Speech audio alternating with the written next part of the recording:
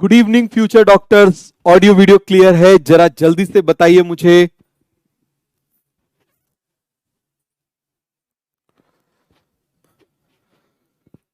Good evening, जल्दी जल्दी से मुझे बताइए। Many many many happy returns of the day जिसका बर्थडे है। वॉइस क्लियर है तो जरा अपने तीर चला दो फटाफट।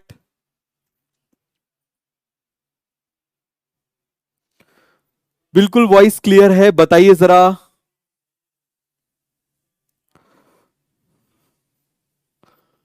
क्लियर है, एवरीथिंग इज क्लियर। चलो तो हम लोग स्टार्ट करते हैं। लास्ट क्लास में हमने क्या पढ़ा था, आप मुझे बताइए। लास्ट क्लास में हमने ग्राम स्टेनिंग पढ़ी थी। क्या पढ़ी थी हमने? Gram staining. ठीक है, तो चलो भारत भैया आओ जरा एक मिनट। भारत भैया से ग्राम स्टेनिंग बताते हैं। फटाफट देखो जरा, ये दिखाई दे रहे हैं भारत भैया? देखो जरा, अब देखो थोड़े बढ़िया मोटे तगड़े से दिखाई दे रहे हैं। अब आप मुझे बताना जरा, मान लीजिए आज होली है। क्या है? आज होली है। और होली में मान लीजिए क्या क्या होली होने वाली है, और इन्होंने क्या किया, बढ़िया से खूब सारा ऑयल लगा लिया। क्या लगा लिया उन्होंने? खूब सारा ऑयल लगा लिया। और मैंने ऑयल वॉयल नहीं लगाया। समझ में आ गया? मैंने क्या किया, ऑयल वॉयल नहीं लगाया। अब पूरी भीड़ आई, रगड़ रगड़ के पहले कलर डाला और फिर पकड़ के रगड़ दिया। समझ में आ गया? क्या कर दिया, पकड़ के रगड़ दिया, खूब अच्छे से रगड़ दिया, जिससे वो कलर क्या हो जाए, छप जाए। इनको भी बिल्कुल रगड़ दिया, मुझे भी रगड़ दिया, हमको कलर लग गया। बात समझ में आ गया? क्या हो गया, कलर लग गया। अब इसके बाद क्या होगा, वॉश करेंगे। अब क्या करेंगे, हम वॉश करेंगे। अब जब वॉश करेंगे तो आप मुझे बताना जरा क्या होगा। जल्दी से आप मुझे बताइए, जब वॉश करेंगे तो क्या होगा। इन्होंने ऑयल लगाया हुआ था तो इनका कलर निकल जाएगा, लेकिन मेरा कलर जो है वो कलर बताओ जरा नहीं निकलेगा। क्यों नहीं निकलेगा? क्योंकि मैंने ऑयल नहीं लगाया था। इसी तरीके से बैक्टीरिया होते हैं जिनके ऊपर ऑयल की कवरिंग होती है, लिपिड की कवरिंग होती है, तो उसको आप मुझे बताइए हम क्या बोल देते हैं। फटाफट आप मुझे बताइए। ठीक है भैया, आप जाइए, थैंक यू। तो आप मुझे बताइए जरा जल्दी से कि जिन बैक्टीरिया के चारों तरफ, बताना जरा, जिन बैक्टीरिया के चारों तरफ लिपिड की कवरिंग होती है, उन बैक्टीरिया को हम कौन से बैक्टीरिया बोलते हैं? ग्राम नेगेटिव बैक्टीरिया। अब आप मुझे बताओ, ये ग्राम नेगेटिव है, तो इन ग्राम नेगेटिव को भी हमको कलर डालना पड़ेगा। क्यों? क्योंकि हमको देखना है ना कि ब्लड में ग्राम पॉजिटिव अकेले हैं या ग्राम नेगेटिव भी हैं, केवल ग्राम नेगेटिव ही हैं, हमको देखना है। जैसे सपोज करो, मान लो मुझे फीवर आया और ग्राम स्टेनिंग करी, और पहली बार मान लीजिए उसमें जेंशन वॉयलेट डाला और कोई भी बैक्टीरिया दिखाई नहीं दिया। क्यों? क्योंकि कोई ग्राम पॉजिटिव नहीं है। तो अब कैसे पता चलेगा कि भाई ग्राम नेगेटिव है? तो हम एक और कलर डाल देंगे। कौन सा कलर हमने डाल दिया था? सैफ्रानीन डाल दिया था। कौन सा कलर डाल दिया था हमने? सैफ्रानीन डाल दिया था। अब जब हम सैफ्रानीन डाल देंगे तो आप मुझे बताओ बेटा क्या हो जाएगा, कि वो जो ग्राम नेगेटिव वाले हैं, क्योंकि अब उनकी लिपिड की कोटिंग निकल चुकी है, तो वो आसानी से क्या होंगे, दिखाई देने लगेंगे। समझ में आया कि नहीं आया? फटाफट आप मुझे बताओ। पूरा क्लियर हुआ? फटाफट मुझे बताइए। सैफ्रानीन, सभी को ये कॉन्सेप्ट क्लियर हो गया कि सैफ्रानीन क्यों यूज करते हैं? भाई हमको ग्राम, देखो किसी भी चीज को माइक्रोस्कोप में देखने के लिए कलर डालना पड़ता है। अरे याद करो क्रोमैटिन, याद करो क्रोमैटिन, याद आ रहा है? क्रोमैटिन को भी हमने कलर डाला था ना, तब हमको दिखाई दिया था। तो पूरा कॉन्सेप्ट क्लियर हो गया। तो यदि समझ में आ गया तो फटाफट जरा तीर चला दो। समझ में आ गया तो फटाफट फटाफट जो है वो तीर चला दो।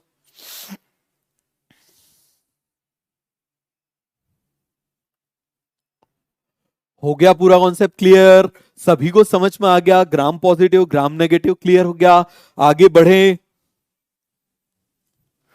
तो आज बिल्कुल रॉकस्टार टाइप फीलिंग आ रही है? ओ या समझ में आ गया तो पढ़ाई ही करनी है, ये मत समझना कि गाना वाना सुनाने लगेंगे। सर को नहीं आता गाना वाना। बात समझ में आ गया? तो देखो जरा, यहां पर हम बात कर रहे हैं। अब हमने क्या पढ़ा था? हमने इसके सरफेस एक्सटेंशन, फिर हमने सेल मेम्ब्रेन देखी थी। क्या देखी थी हमने? अरे एक तो थोड़ा सा अलग जगह पे लगा हुआ है ना, तो कैमरा मुझे लगा वहां लगा हुआ है, तो मेरा ध्यान बार बार वहां पर जा रहा है। क्लियर हो गया? क्योंकि जो लास्ट वाली क्लास थी उसमें वहां पे लगा हुआ था। तो चलो जरा, अब मैं यहां पर सामने देखने की कोशिश करूंगा। क्लियर है? तो जरा जल्दी से आप मुझे बताइए। हमने देखा था फिर सेल मेम्ब्रेन। सेल मेम्ब्रेन किसकी बनी होती है? लिपिड और प्रोटीन की बनी होती है। इसके इन्वेजिनेशन को हम क्या बोलते थे? मीजोसोम। और आप मुझे बताओ, टिब्यूल बन जाता था, वेसिकल बन जाता था, लैमिला बन जाता था, क्लियर हो गया। इनके फंक्शन क्या होते थे? सारे फंक्शन है, all the functions except digestion. Digestion के अलावा सारे के सारे फंक्शन जो प्रोकैरियोट्स के अंदर होते हैं वो सारे, सेल वॉल बनाना, सेल मेम्ब्रेन बनाना, सेल वॉल बनाना, सेल मेम्ब्रेन बनाना, उसके बाद डीएनए का रेप्लिकेशन कराना, रेप्लिकेशन कराने के बाद उनको अलग अलग करना, ये सारे के सारे काम किसके हैं आप मुझे बताइए बेटा, जल्दी से बताइए किसके फंक्शन है? मीजोसोम के। फिर हमने देखा था सरफेस एक्सटेंशन, 3 तरह के सरफेस एक्सटेंशन थे। क्लियर हो गया? कितने तरह के एक्सटेंशन थे? 3। हमने क्या इसमें सीलिया देखा? नहीं देखा। चलो हम सरफेस एक्सटेंशन में एक चीज एक बार फिर से देख लेते हैं। तो देखो जरा यहां पर हम बना लेते हैं, ये हमने लिखा, चलो जरा ध्यान से देखना, यहां पर मैं लिख ले रहा हूं दिस इज सरफेस एक्सटेंशन। क्या लिख रहा हूं? Surface extension. थोड़ा ध्यान से समझना बेटा। क्लियर हो गया? हमने कल पढ़ा था, ये हमने बैक्टीरियल सेल बनाया, ये हमने क्या बनाया? This is a bacterial cell. ये हमने क्या बना दिया? This is a bacterial cell. Clear हो गया? अब आप मुझे बताना जरा, इस बैक्टीरियल सेल में हमने क्या बना दिया? दिस इज अ पिलाई। ये हमने क्या बना दिया? पिलाई। हॉलो ट्यूब है तो क्या हो जाएगा? पिलाई। फिर आप मुझे बताइए जरा, यहां पर मैंने ऐसे लंबा सा बना दिया, this is flagella.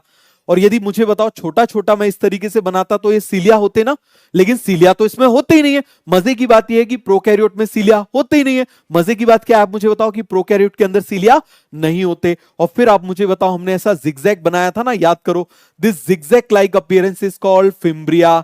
This zigzag like, देखो नॉर्मल बाल है, समझ में आ गया, शरीफों के जैसे तो सीलिया हो गया, लेकिन ऐसे आड़े टेढ़े जेल जेल लगा के हो गए तो क्या हो जाएगा? फिम्ब्रिया। किसमें मदद करेगा? अटैचमेंट में। F for fimbria, F for female reproductive tract. तो किसमें मदद करेगा? फीमेल रिप्रोडक्टिव ट्रैक्ट से जुड़ने में मदद करेगा। तो फटाफट इनके नाम बता दो जरा, फटाफट इसके नाम बता दो। ये क्या हो जाएगा? This is fimbria, this is fimbria. Clear हो गया? हमने किसमें देखा था? नीजेरिया गोनोरिया में था, इकोलाई में प्रेजेंट था। दिस इज पिलाई, दिस इज पिलाई। किसमें मदद करता है? Primitive type of DNA transfer. किसमें मदद करता है? It helps in primitive type of DNA transfer.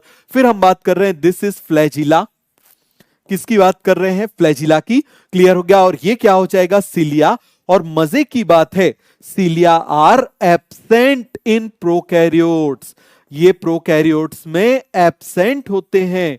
समझ में आ गया? क्या होंगे? एब्सेंट होंगे। तो अब आप मुझे बताना, पिलाई से मूवमेंट नहीं हो सकता, डीएनए ट्रांसफर होगा। पिलाई से मूवमेंट नहीं हो सकता, डीएनए ट्रांसफर होगा। फिम्ब्रिया से भी क्या होगा? मूवमेंट नहीं हो सकता, अटैचमेंट होगा। तो मूवमेंट के लिए 2 चीजें होती हैं, या तो सीलिया या फ्लैजिला। बताओ जरा क्या होगा? या सीलिया या फ्लैजिला। अब सीलिया है नहीं तो जाएगा किससे? फ्लैजिला से। जब सीलिया है ही नहीं तो अब किससे जाएगा? फ्लैजिला से जाएगा। तो कॉन्सेप्ट क्लियर हुआ कि नहीं हुआ? फटाफट आप मुझे बताओ।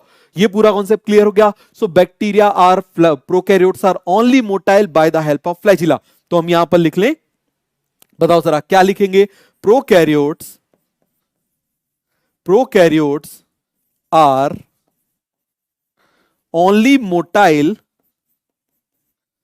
Bye the help of, by the help of flagella.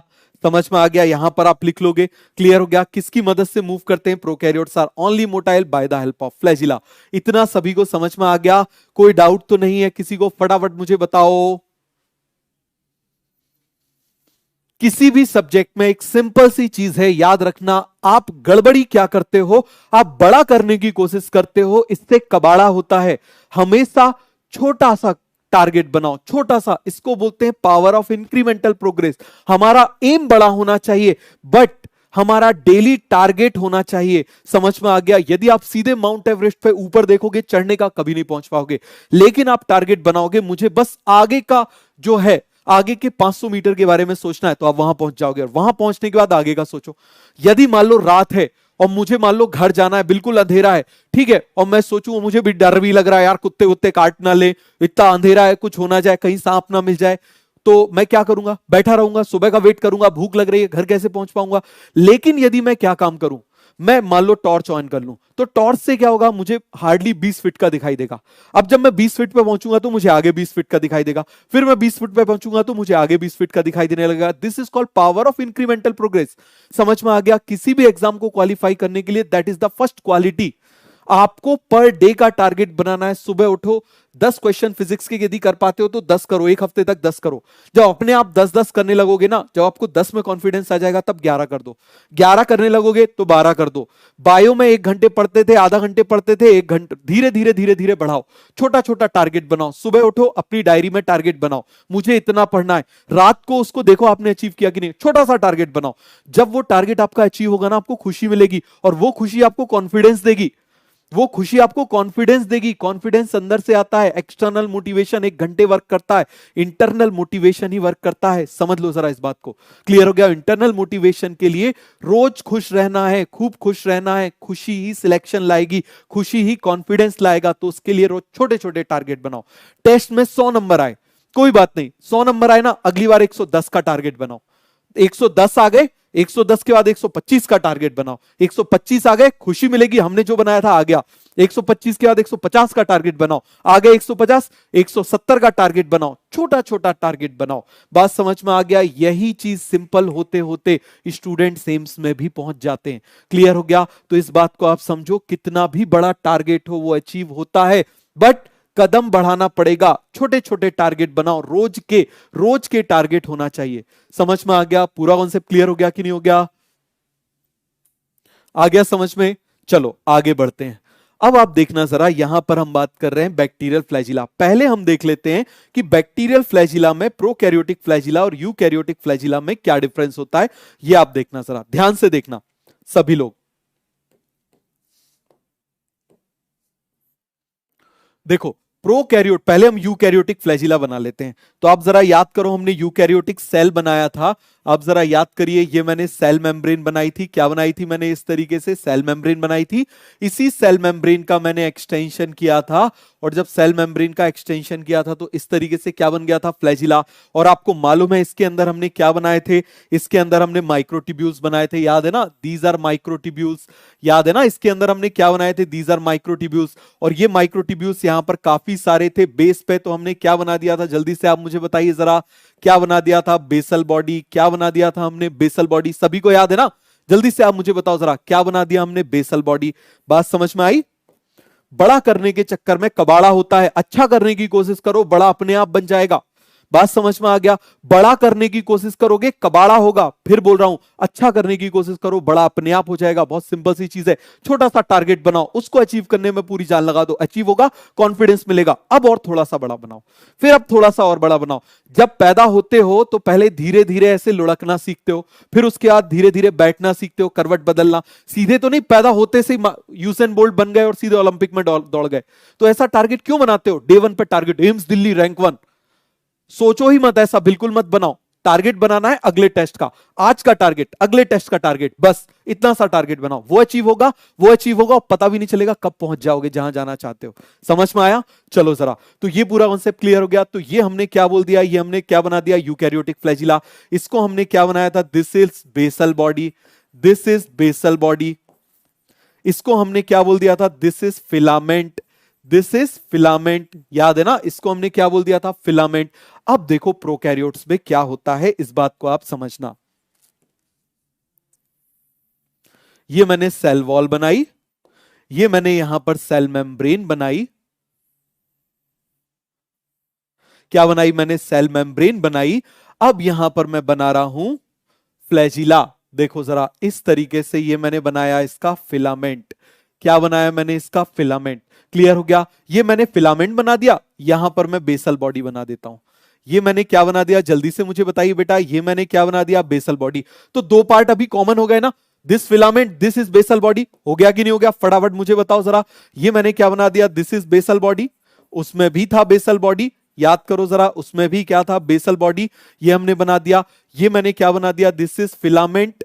ये मैंने क्या बना दिया? This is filament. ये रहा फिलामेंट, ये रहा। आप मुझे बताओ क्या हो गया? This is filament. क्लियर हुआ कि नहीं हुआ? फिर आप मुझे बताना जरा, इसमें एक और पार्ट आ जाता है बीच में। समझ में आ गया? एक और पार्ट आ जाता है बीच में इस तरीके से। क्लियर हो गया? And this part is called hook. इस पार्ट को हम क्या बोल देते हैं? हुक। क्लियर हो गया? इस पार्ट को हम क्या बोल देते हैं? Hook, hook, hook. बताओ जरा, इस पार्ट को हम क्या बोल देते हैं? हुक। तो यहां पर कितने पार्ट है? 3 पार्ट। Filament, hook, basal body. यहां पर कितने पार्ट हैं? दो। यहां पर कितने पार्ट हैं? फिलामेंट और बेसल बॉडी।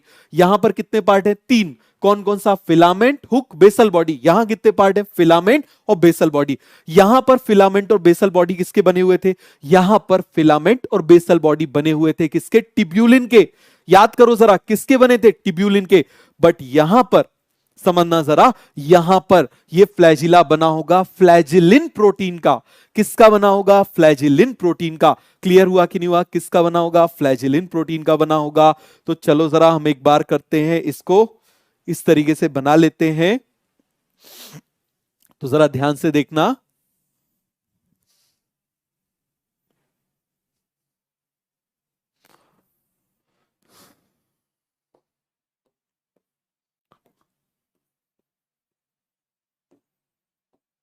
क्लियर दिखाई दे रहा है अभी आपको? सभी को समझ में आ गया? फ्लैजिला, यहां पर हमने बोला this is a eukaryotic flagella. Clear हो गया? क्या बोला हमने? Eukaryotic flagella. दूसरी तरफ हमने क्या बोला? Prokaryotic flagella. क्या बोला? जल्दी से आप मुझे बताइए। Prokaryotic flagella. बताओ जरा इसके पार्ट्स बताओ। पहला पॉइंट, पार्ट्स बताओ। यूकैरियोट्स में कितने पार्ट थे? दो पार्ट। पहला पार्ट बताओ, पहला पार्ट का नाम क्या था? फिलामेंट। दूसरा पार्ट क्या था? आप मुझे बताओ। Basal body. दूसरा पॉइंट, दूसरा क्या था? Basal body. क्लियर हो गया? यहां पर आप पार्ट्स बताओ, यहां पर पार्ट्स बताओ जरा फटाफट। यहां पर हो जाएगा फिलामेंट, फिर कौन सा हो जाएगा? हुक। ये नया पार्ट आ गया ना, हुक हुक हुक। और तीसरा पार्ट इसमें कौन सा हो जाएगा? This is basal body.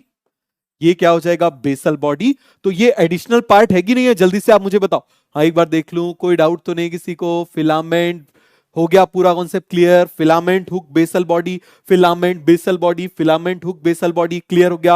अब हम इसका कंपोजिशन देखते हैं। फिलामेंट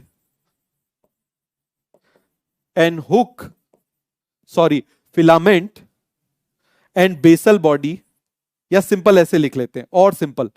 क्लियर है? Filament and basal body are composed of, किसके बने होते थे? बताओ जरा। कंपोज्ड ऑफ कौन से प्रोटीन के बने होते थे? बताओ जरा। टिब्यूलिन प्रोटीन। किसके बने होते थे? टिब्यूलिन प्रोटीन। समझ में आ गया? किसके बने होते थे? टिब्यूलिन प्रोटीन। अरे याद है ना किसके बने होते थे? टिब्यूलिन प्रोटीन। यहां आप मुझे बताना जरा second point. Filament is composed of flagellin protein. कौन सा प्रोटीन? कितना आसान है। Flagella, flagellin, flagella, flagellin. कौन से प्रोटीन से बना हुआ है? फ्लैजिलिन प्रोटीन से बना हुआ है। कौन से प्रोटीन से बना हुआ है बेटा? फ्लैजिलिन प्रोटीन से बना हुआ है। तो फटाफट बताओ। यूकैरियोटिक फ्लैजिला बताना जरा। यूकैरियोटिक फ्लैजिला में दो पार्ट हैं, फिलामेंट, बेसल बॉडी। और ये बना हुआ है किससे? ट्यूब्यूलिन से। Filament, hook, basal body. और ये किससे बना हुआ है? फ्लैजिलिन प्रोटीन से। किससे बना हुआ है? फ्लैजिलिन प्रोटीन से। याद है ना? पूरा क्लियर हुआ कि नहीं हुआ? फटाफट आप मुझे बताओ। ऐसे क्वेश्चन पूछे जाते हैं। अब आप मुझे बताओ डायरेक्ट, यदि मैं आपको पहले, सॉरी, वहां डायरेक्ट आप मुझे बताओ जरा, यदि डायरेक्ट मैं आपको बताता, जल्दी से आप मुझे बताओ, डायरेक्ट यदि मैं आपको प्रोकैरियोटिक फ्लैजिला बताता तो क्या आपको समझ में आता? नहीं आता है ना? अब देखो जरा, यहां पर हमने बोल दिया बैक्टीरियल फ्लैजिला, या और हम देख लेते हैं, स्ट्रक्चर ही देख लेते हैं। देखो जरा, यहां पर हम बात कर रहे हैं यूकैरियोटिक फ्लैजिला। किसकी बात कर रहे हैं? Eukaryotic flagella. क्लियर है? दूसरी तरफ हम बात कर रहे हैं किसकी? Prokaryotic flagella. इतना सभी को क्लियर है ना? जल्दी से मुझे बताओ, ये कौन से प्रोटीन का बना हुआ था? It is composed of tubulin, it is composed of flagellin, it is composed of, it is composed of tubulin, it is composed of flagellin. हाँ, एक बार मैं देख लूं। दिव्यांशु बेटा, इतनी लेट क्यों आ रहे हो? सभी लोग जो गुड इवनिंग कर रहे हैं, टाइम पे आया करो। क्लियर हो गया? हुक डिफरेंट प्रोटीन का बना होता है। अभी बताऊंगा, अभी बताऊंगा, थोड़ा सा सब्र रखना बस। क्लियर हो गया? तो चलो जरा यहां पर हम बना लेते हैं, दिस इज अ, याद करो ये हमने क्या बना दिया? This is a filament, this is a filament and this is a basal body. Clear हो गया? इसको हमने क्या बोल दिया था? This is a basal body. Clear है ना? इसको हमने क्या बोल दिया था? Basal body. याद है ना इसको हमने क्या बोला था? बेसल बॉडी है। चलो और सिंपल तरीके से बना देता हूं।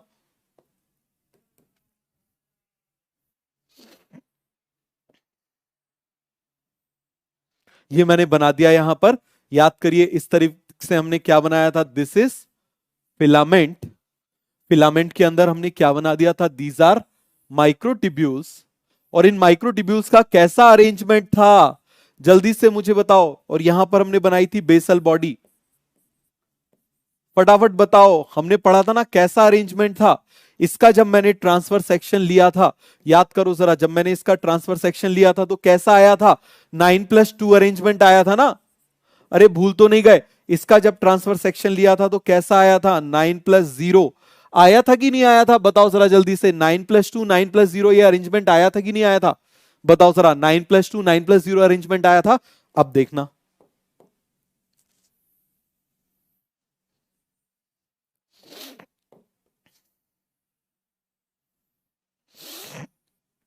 ये हमने बना दिया। ये मैंने बना दिया यहां पर। This is a hook, sorry this is a filament. Filament के बाद यहां पर ये पार्ट बना देता हूं। This is a hook. इस तरीके से ऐसा होता है हुक। और इसको थोड़ा सा अंदर तक बना देते हैं।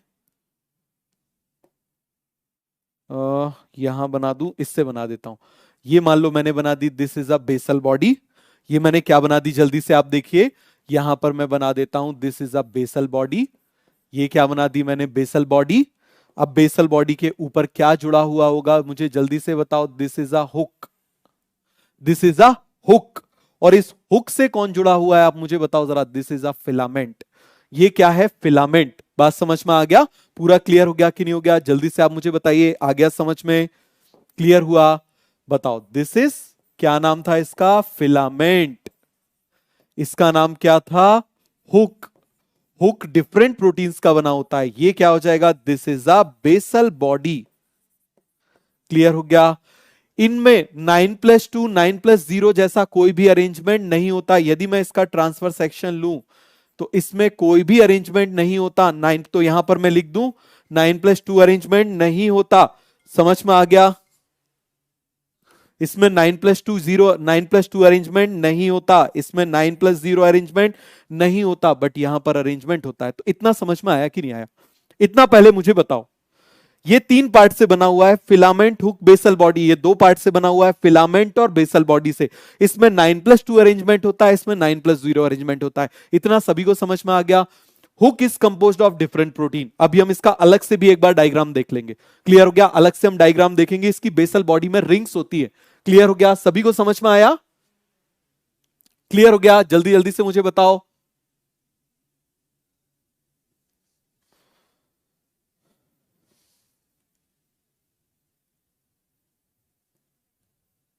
सभी को समझ में आया कि नहीं आया? फटाफट पहले जरा ये देख के बताओ। आ गया समझ में तो मैं आगे बताऊंगा। आ गया समझ में तो फटाफट मैं आगे बताऊंगा, नहीं तो इसको फिर से बताऊंगा। इसमें 9+2 अरेंजमेंट 9+0 अरेंजमेंट प्रेजेंट होता है। इसमें 9+2, तो यहां पर हम लिख लें 9+2 और 9+0 अरेंजमेंट इज प्रेजेंट। क्लियर हो गया? यहां पर 9+2 9+0 क्या हो जाएगा? आप मुझे बताइए। एब्सेंट। क्या हो जाएगा? एब्सेंट। समझ में आया कि नहीं आया? जल्दी जल्दी से मुझे बताओ। आ गया सभी को समझ में? चलिए जरा अब थोड़ा सा हम डिटेल में देखते हैं। क्या देख रहे हैं हम? थोड़ा सा डिटेल में देखते हैं इसका डायग्राम।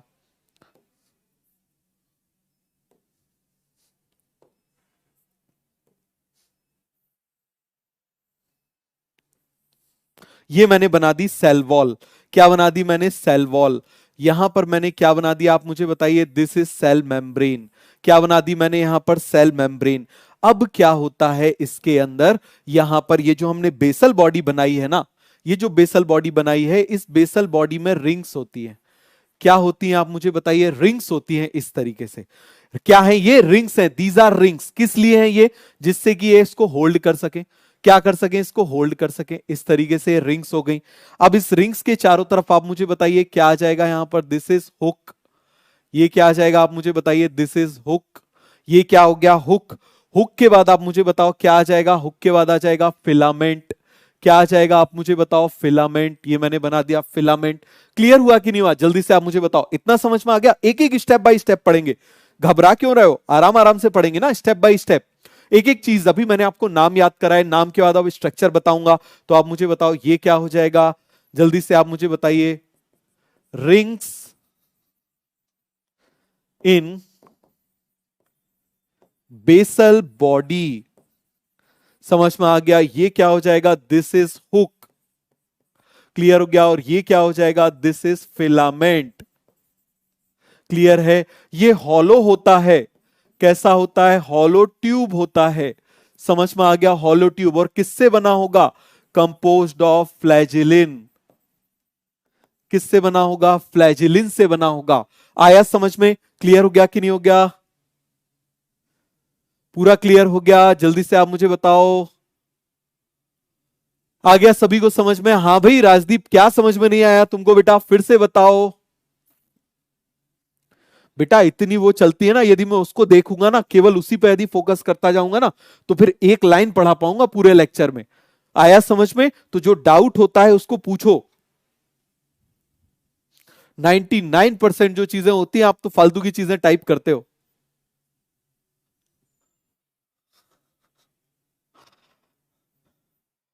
हो गया पूरा क्लियर? हुक फंक्शन, इसको होल्ड करना, इनको कनेक्ट करना। समझ में आ गया? इनको क्या करना, कनेक्ट करना। और ये हुक क्या करता है, देखो इस फिलामेंट का जो मूवमेंट होता है ना, ऐसे पूरे चारों तरफ होता है, तो उस मूवमेंट कराने में बीच में क्या करता है, मदद करता है। समझ में आ गया? पहला तो हुक इसको होल्ड करने में मदद करता है, दूसरा ये अच्छे से मूवमेंट कर पाए, ये पूरा फुल ऐसा मूवमेंट करता है। क्लियर हो गया? फुल ऐसा मूवमेंट करता है। आप याद करो जो यूकैरियोटिक फ्लैजिला था वो ऐसा ऐसा मूवमेंट करता था।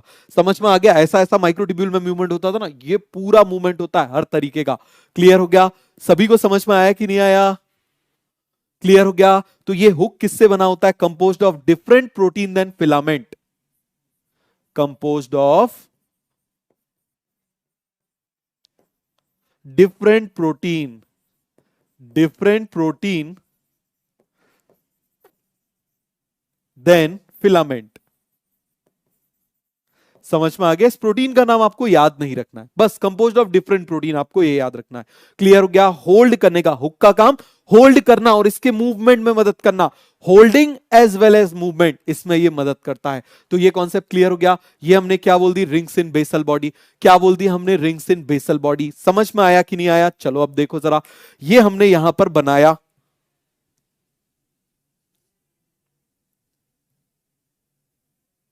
दिखाई दे रहा है क्या, जरा बताओ फटाफट। ये आपको दिखाई दे रहा है, ठीक से दिखाई दे रहा है? देखना जरा, यहां पर आप देखना। अब जरा आइडेंटिफाई करके बताओ, ठीक है, जल्दी से आइडेंटिफाई करके बताओ। डिफरेंट प्रोटीन की बनी होती है बेटा, डिफरेंट प्रोटीन की बनी होती है। यहां पर आप पहले केवल और केवल इसके पार्ट आइडेंटिफाई करके देखो। Filament, this is hook, this is basal body. ध्यान से देखना, आप देखो जरा, filament, this is hook, this is basal body. यहां पर आइडेंटिफाई करो। अरे पहले आइडेंटिफाई करना तो सीखो, सीधे के सीधे तुमको पीएचडी करनी होती है, इसीलिए गड़बड़ आता है। बेसिक कॉन्सेप्ट आता नहीं, पूछते कुछ का कुछ हो। पहले बेसिक तो समझो, वहीं से तो आंसर आएगा। एबीसीडी आती नहीं, पूछते हो सर एलिफेंट की स्पेलिंग याद करा दो, कैसे करा दूं? देखो जरा ध्यान से, यहां पर इसके तीन पार्ट हैं। पहला पार्ट होगा फिलामेंट, दूसरा पार्ट हो गया हुक, तीसरा पार्ट हो गया बेसल बॉडी। यहां पे भी देखो फिलामेंट, दूसरा पार्ट हो गया हुक, और तीसरा पार्ट क्या हो गया, बेसल बॉडी। क्या हो गया, जल्दी से आप मुझे बताइए, बेसल बॉडी। कॉन्सेप्ट समझ में आया कि नहीं आया?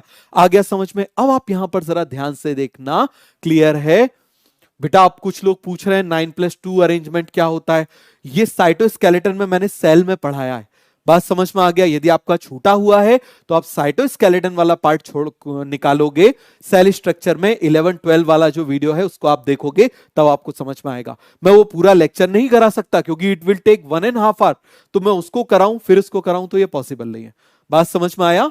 क्लियर हो गया कि नहीं हो गया? जल्दी से आप मुझे बताओ। अब देखना, पहले तो जरा आइडेंटिफाई करके बताओ, इन दोनों बैक्टीरिया में से कौन सा ग्राम पॉजिटिव है, कौन सा ग्राम नेगेटिव है। सर पहले आइडेंटिफाई करके बताओ, पहले मुझे बताओ लेफ्ट और राइट में कौन सा ग्राम पॉजिटिव है, कौन सा ग्राम नेगेटिव है। आप मुझे बताओ जरा, यहां पर हमने क्या देखा हुआ है, इसमें देखो ये सेल वॉल है, लिपिड मेम्ब्रेन है। लिपिड मेम्ब्रेन है, सेल वॉल है, फिर लिपिड मेम्ब्रेन है। तो बताओ जरा, इसमें लिपिड की एक और लेयर आ गई ना। जब लिपिड की एक और लेयर आ गई तो ये क्या हो जाएगा, जल्दी से आप मुझे बताओ। It will become gram negative. क्या हो जाएगा, it will become gram negative. Clear हो गया, समझ में आया कि नहीं आया, जल्दी से आप मुझे बताओ। बेटा गुस्सा नहीं हुआ, एक्चुअली क्या हो रहा है ना गुस्सा नहीं होता कभी भी पढ़ाते टाइम, ठीक है, कभी भी नहीं होता। एक्चुअली क्या है कि थोड़ा सा मुझे यहां देखना पड़ रहा है और आदत यहाँ की बनी हुई है, तो वो थोड़ा सा मेरे लिए ऐसा हो रहा है, तो इसीलिए दिमाग में होता है ना, जब कॉन्शियस चलता है तो चीजें ऐसी होती है। बहुत बढ़िया, right one is positive, left one is negative. Right one is positive, left one is negative. क्यों, आप देखो जरा इसमें, जरा आप ध्यान से देखना। This is a cell membrane and this is a cell wall. Clear हो गया, यहां पर आप जरा ध्यान से देखोगे, this is a cell membrane and this entire one, this complete one is cell wall. तो यहां पर सेल वॉल में एडिशनल लेयर आ गई ना, और जब एडिशनल लेयर आएगी, फिर से सुनना, जब एडिशनल लेयर आएगी तो अपने साथ में एडिशनल रिंग भी तो लाएगी ना। आप मुझे बताओ, हम क्या कर रहे हैं, एक छोटी एक बिल्डिंग बना रहे हैं 1 फ्लोर की, तो बेसमेंट बहुत छोटा सा बना दो चलेगा। यदि हम 50 फ्लोर की यदि बिल्डिंग बना रहे हैं तो बेसमेंट और गहरा बनाना पड़ेगा ना, और मजबूत बनाना पड़ेगा। तो यहां एडिशनल लेयर आ गई, यहां एडिशनल लेयर आ गई, तो इसको ज्यादा सपोर्ट देना पड़ेगा ना। बताओ, इसको ज्यादा सपोर्ट देना पड़ेगा ना, तो इसमें कितनी रिंग हो जाएंगी, 1 2 3 4। कितनी रिंग हो जाएंगी इसमें, जल्दी से आप मुझे बताओ। It has 4 rings. How many rings, 4 rings. और यहां पर कितनी रिंग हो जाएंगी, 2 रिंग। तो आप मुझे बताओ जरा, पॉजिटिव में कितनी रिंग होंगी, 2 रिंग। नेगेटिव में कितनी रिंग हो जाएंगी, 4 रिंग। क्लियर हो गया, आ गया सभी को समझ में, फटाफट मुझे बताओ, हो गया पूरा कॉन्सेप्ट क्लियर। आगे बढ़े, मैं बना के बताऊं, डायग्राम बना के बताऊं, बोलो जरा। चलो डायग्राम बना के बताता हूं, देखो जरा ध्यान से देखो। चलो, सेल वॉल हमने इससे बनाई थी ना, पहले हम चलो इस तरीके से ऐसे बना देते हैं। यहां पर मैंने बना दी इस तरीके से, this is a cell wall. ध्यान से समझना, और आप बताओगे मैं कौन सा ग्राम पॉजिटिव बना रहा हूं, कौन सा ग्राम नेगेटिव बना रहा हूं। बताओ जरा, इसकी सेल वॉल देख के ही बताओ। सबसे पहले मैंने पेप्टाइडोग्लाइकन की लेयर बनाई, ये मैंने पेप्टाइडोग्लाइकन की लेयर बनाई, तो बताओ राइट वन नेगेटिव है, ये राइट वन, ये मेरा लेफ्ट है, ये मेरा राइट है। तो बताओ जरा जल्दी से, ये पॉजिटिव है कि ये नेगेटिव है, कि ये पॉजिटिव है कि ये नेगेटिव है, पहले इतना बताओ। बहुत बढ़िया, मजा आ गया। ये कैसा है, नेगेटिव, ये कैसा है, पॉजिटिव। अब देखो जरा, यहां पर हम लिपिड की बाइलेयर बना देते हैं, ये सेल मेम्ब्रेन बना रहे हैं। ध्यान से समझना जरा बेटा, क्या बना रहे हैं हम, सेल मेम्ब्रेन, वही फॉस्फोलिपिड की लेयर। अब मुझे बताओ जरा, बिना फॉस्फोलिपिड पढ़ाए हुए आपको ये सारी चीजें समझ में आती, लेकिन ये सेल में सबसे पहले दिया हुआ है। अब आपको समझ में आ रहा है क्यों बाद में पढ़ाया जाता है, क्यों एनसीईआरटी के सीक्वेंस से पढ़ाना पॉसिबल नहीं है। ये होता क्या है, दिया हुआ है आगे और उसकी एप्लीकेशन दी हुई है सबसे पहले, ऐसा कैसे पॉसिबल है। ये हमने बना दिया, यहां पर भी हम लिपिड की मेम्ब्रेन बना देते हैं, ये लिपिड की बाइलेयर बना दी, this is a cell membrane.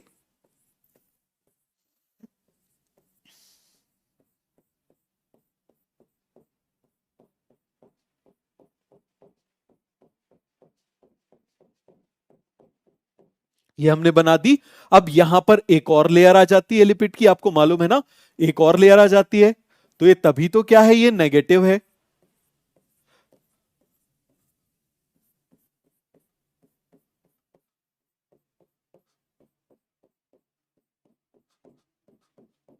ये हमने बना दिया।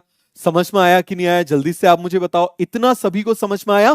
अब जरा आइडेंटिफाई करके आप मुझे बताओ बेटा, ये कौन सा हो जाएगा, this is gram negative, this one is gram positive. अब हम दोनों की क्या देख रहे हैं, हम केवल और केवल क्या देख रहे हैं, बेसल बॉडी। क्या देख रहे हैं हम, बेसल बॉडी। तो जरा ध्यान से देखना, हम बेसल बॉडी की रिंग्स बनाते हैं। पहले मैं यहां पर एक रिंग बना लेता हूं, एक रिंग बना ली, ये मैंने दूसरी रिंग बना ली, ये क्या बना ली मैंने, दूसरी रिंग बना ली। This is the first ring, second ring. Clear हुआ, इनका नाम भी होता है बट अभी हमको याद नहीं रखना है। क्लियर हो गया, अभी हमको इनका नाम याद नहीं रखना है। क्लियर हो गया, यहां पर भी बना देता हूं, फर्स्ट रिंग, सेकंड रिंग। अब ये एडिशनल आ गया ना, तो ये मैंने बना दिया एक और रिंग, यहां मैंने एक और रिंग बना दिया। तो बताओ जरा, एडिशनल लेयर, एडिशनल रिंग, मेरे साथ बोलो, एडिशनल लेयर, एडिशनल रिंग। यहां पर लेयर क्या है, ज्यादा है, तो रिंग भी क्या होंगी, ज्यादा। Additional layer, additional ring, additional layer, additional ring. आया कि नहीं आया समझ में, जल्दी से मुझे बताओ। Additional layer, additional ring. यहां पर हम किसकी बात कर रहे हैं? Basal body. यहां पर हम किसकी बात कर रहे हैं? Basal body. Rings of basal body. Clear हुआ कि नहीं हुआ? तो मुझे जल्दी से बताओ, समझ में आ गया? इतना क्लियर हुआ कि नहीं हुआ? बेटा जिसको बिल्कुल कंसंट्रेट होकर पढ़ना होता है, ट्रस्ट मानना, आपको कोई डाउट नहीं आएगा। बात समझ में आ गया? क्लास 500 स्टूडेंट्स की भी रहती थी। क्लियर? और जितने डाउट आते थे ना, सब कुछ को उसमें इंक्लूड करके ऐसे किया है कि आपको डाउट ना आए। आप केवल ध्यान से सुनते जाओ, आपको डाउट आएगा ही नहीं। तो ये चैट फैट बंद कर दो। यदि वास्तव में बिल्कुल बनना चाहते हो ना, तो चैट फैट बंद कर दो, उसकी तरफ देखो ही मत, बंद कर दो। और फिर भी कोई डाउट आ जाए तब फिर उसमें कुछ डाल दिया करो। क्लियर हो गया? चलो जरा, तो अब आप मुझे बताओ जरा, यहां पर हमने बोला in gram negative there is a additional layer. यहां पर क्या लिखें? In gram negative, gram negative bacteria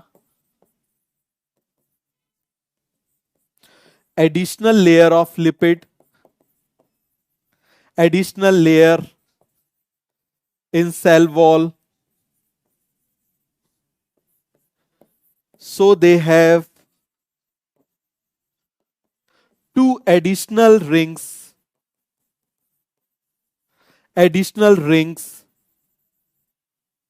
as compared to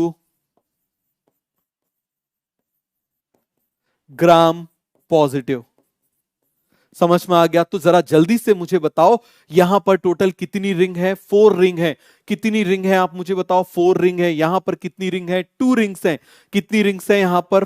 जल्दी से आप मुझे बताओ। यहां पर हम लिख लें टोटल 4 रिंग्स। यहां पर आप मुझे बताइए टोटल कितनी रिंग्स हैं? Only 2 rings. समझ में आ गया? क्लियर हो गया कि नहीं हो गया? जल्दी से आप मुझे बताओ, समझ में आया सभी को? क्लियर हो गया? सभी को क्लियर हुआ कि नहीं हुआ? ग्राम पॉजिटिव, ग्राम नेगेटिव पूरा क्लियर हो गया?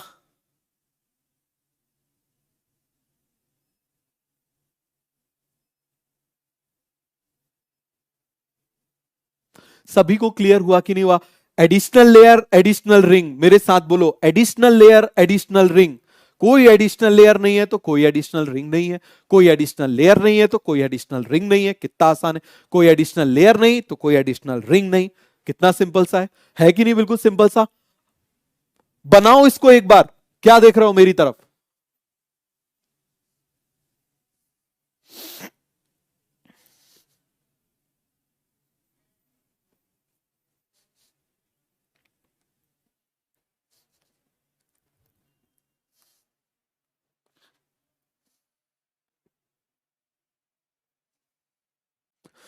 प्रभु ये दोनों, हे प्रभु, ये हम प्रोकैरियोट्स ही पढ़ रहे हैं, ये प्रोकैरियोट्स की ही रिंग्स है।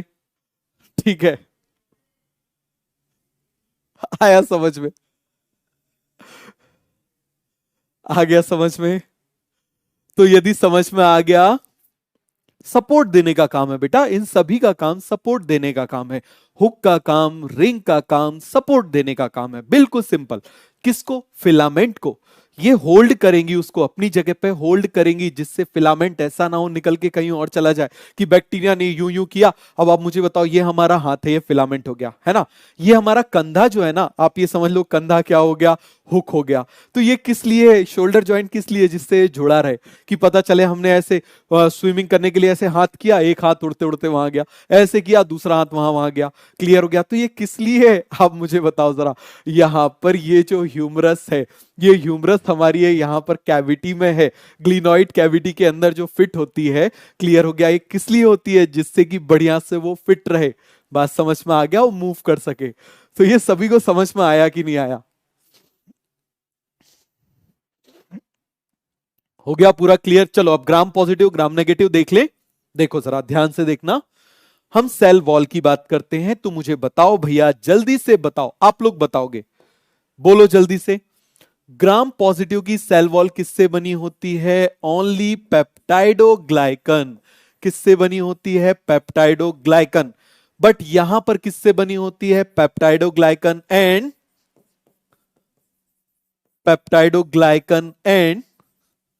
एंड बोलो बोलो, लाइपोपॉलीसेक्राइड, लाइपोपॉलीसेक्राइड्स।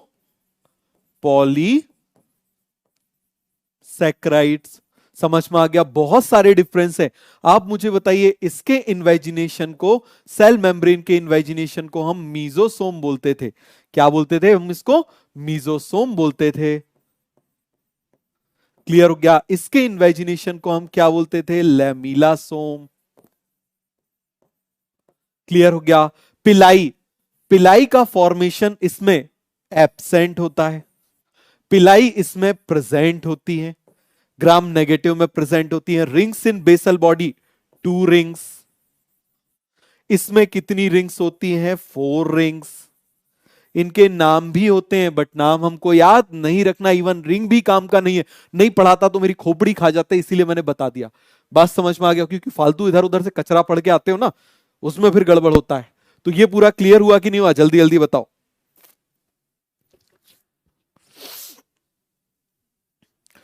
ग्राम positive peptidoglycan, peptidoglycan plus lipopolysaccharide. ये देखो, पेप्टाइडोग्लाइकन, यहां पर पेप्टाइडोग्लाइकन प्लस लाइपोपॉलीसेक्राइड। क्लियर हो गया? फिर याद है ना, यहां पर टिकोइक एसिड भी होता था। याद करो, हमने कुछ इस तरीके से बनाया था। यहां पर क्या प्रेजेंट था? This is teichoic acid.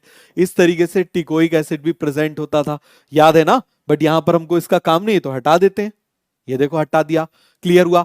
Additional layer, additional ring, additional layer, additional ring. याद हो गया? Additional layer, additional ring. बात समझ में आ गई? Additional layer, additional ring. ये पूरा कॉन्सेप्ट क्लियर हो गया? Peptidoglycan, peptidoglycan plus lipopolysaccharide, mesosome, lamellasome. Pili absent होती है, पिलाई प्रेजेंट होती है। रिंग 2 होती है, 4 रिंग होती है। हर चीज ज्यादा ग्राम नेगेटिव में है, केवल वो मोटा ज्यादा है। अब हम शेप ऑफ बैक्टीरिया की बात कर रहे हैं। समझ में आ गया? किसकी बात कर रहे हैं बेटा? शेप्स ऑफ बैक्टीरिया की बात कर रहे हैं। तो देखो जरा, बैक्टीरिया टोटल 4 शेप के हो सकते हैं। कितने शेप के हो सकते हैं? 4 शेप के बैक्टीरिया हो सकते हैं। किससे बनी होती है, क्या होती है, सब बता दूं, है ना? तो उसमें एमबीबीएस में आने के बाद माइक्रोबायोलॉजी में तो हमको कुछ पढ़ना ही नहीं है। बात समझ में आ गया? क्लियर है? सब यही पढ़ा दूं? बेटा सब्र रखो, वहां भी कुछ पढ़ने के लिए छोड़ो, ठीक है? तो ये देखो जरा, शेप्स ऑफ बैक्टीरिया। अब सबसे पहले मान लीजिए बैक्टीरिया कैसा हो सकता है? स्फेरिकल हो सकता है। कैसा हो सकता है? स्फेरिकल हो सकता है, या फिर रॉड शेप, ऐसे सिगार शेप हो सकता है। सिगार देखा है? या रॉड हम बोल दें, ऐसे रॉड, या फिर सिगार ऐसा हो सकता है। क्लियर हो गया? या फिर बैक्टीरिया जो है वो ऐसा हो सकता है। क्लियर हो गया? स्पाइरल। या फिर बैक्टीरिया ऐसा कॉमा शेप हो सकता है। कैसा हो सकता है? ऐसे कॉमा शेप हो सकता है। तो बैक्टीरिया के 4 कॉमन शेप हैं। समझ में आ गया? 4 कॉमन शेप हैं। बताओ जरा कौन कौन से हो जाएंगे? बताओ जरा, फटाफट बताओ। या तो बैक्टीरिया का शेप कैसा हो सकता है? स्फेरिकल। कैसा हो सकता है? स्फेरिकल। या फिर हम क्या बोले? रॉड शेप और सिगार शेप। रॉड शेप या फिर सिगार शेप। क्लियर हो गया? या फिर हम क्या बोले? स्पाइरल। या फिर हम क्या बोले? Comma shape. क्या बोलते हैं? Comma shape. क्लियर है? अब इनके लिए कुछ साइंटिफिक टर्म्स भी हैं। बेटा सब समझ में आ रहा है ना? ये बता दो बस। क्लियर हो गया? सभी को समझ में आया कि नहीं आया? चलो, अब इस स्फेरिकल के लिए हम वर्ड यूज करते हैं कोकस। कौन सा वर्ड यूज करते हैं? कोकस। क्लियर हो गया? जो रॉड शेप होता है उसके लिए हम वर्ड यूज करते हैं बेसिलस। कौन सा वर्ड यूज करते हैं? बेसिलस। बात समझ में आ गया? जो स्पाइरल होता है उसके लिए स्पाइरिलियम, और जो कॉमा होता है उसके लिए हम वर्ड यूज करते हैं विब्रियो। कौन सा वर्ड यूज करते हैं? विब्रियो। समझ में आ गया? कौन सा वर्ड यूज करते हैं? विब्रियो। विब्रियो का मतलब क्या होता है? कॉमा। विब्रियो का मतलब क्या होता है? कॉमा। अरे कॉमा लगाते हैं ना। समझ में आ गया?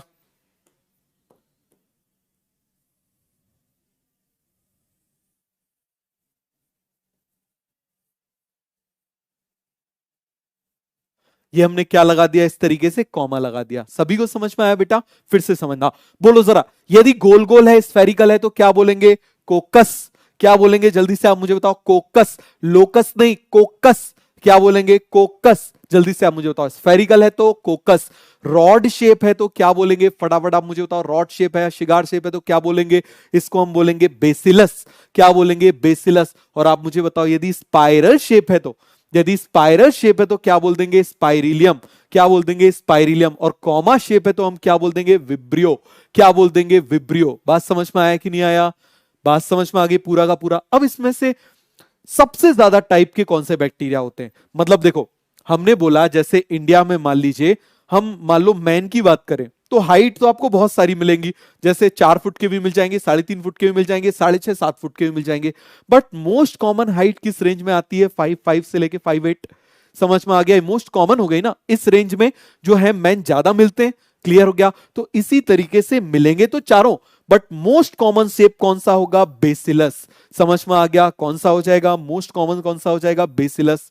तो यहां पर हम क्या लिखेंगे? Most common shape. क्या लिखेंगे? Most common shape. बात समझ में आ गया? क्या लिखेंगे जल्दी से आप मुझे बताइए? Most common shape. तो याद हुआ सभी को? क्लियर हो गया? विब्रियो मतलब कॉमा, स्फेरिकल मतलब कोकस, है ना? चलिए जरा अब एक चीज और हम देख लेते हैं, यहां पर आप ध्यान दो। जैसे मान लो मैंने बोला, अब मान लो ये मैंने कौन सा बैक्टीरिया बनाया? This is कोकस। ये मैंने कौन सा बैक्टीरिया बना दिया? जल्दी से आप मुझे बताइए, कौन सा बैक्टीरिया बनाया मैंने यहां पर? कोकस, है ना? ये मैंने कौन सा बना दिया? दिस इज कोकस, है ना? अब मान लीजिए क्या हो जाए, इस कोकस की ऐसी चेन बन जाए, जैसे माला होती है ना, इस तरीके से बन जाए। क्लियर हो गया? या फिर आप मुझे बताइए जरा, एक तरीका ये हो जाए, या फिर ऐसा बंच बन जाए, जैसे ग्रेप्स को देखा है, अंगूर के गुच्छे को देखा है, इस तरीके से हो जाए, या तो इसकी चेन बन जाए। क्लियर हो गया? किसी की भी, चाहे बेसिलस हो या किसी की भी। तो आप मुझे बताओ, यहां पर यदि ये चेन बन गया, यहां पर यदि ये चेन बन गया, या फिर आप मुझे बताइए ये बंच बन गया, या फिर क्या बन गया भैया? ये बंच बन गया। क्लियर हुआ? तो आप देखो, यदि ये चेन आ गया तो इसको हम बोलेंगे स्ट्रैप्टो। क्या बोलेंगे? स्ट्रैप्टो। स्ट्रैप्टो का मतलब क्या होता है? चेन। और स्ट्रैप्टो किसकी है? कोकस की। तो इसका पूरा नाम क्या हो जाएगा? स्ट्रैप्टोकोकस। क्या नाम हो जाएगा इसका? स्ट्रैप्टो को। जल्दी से आप मुझे बताओ क्या हो जाएगा? स्ट्रेप्टोकोकस। बात समझ में आ गया? क्या नाम हो जाएगा? स्ट्रेप्टोकोकस। क्लियर हो गया? दूसरी तरफ यदि इसका बंच आ गया, इसका गुच्छा आ गया, इसका गुच्छा बन गया, तो इसको हम बोलेंगे स्टेफाइलो।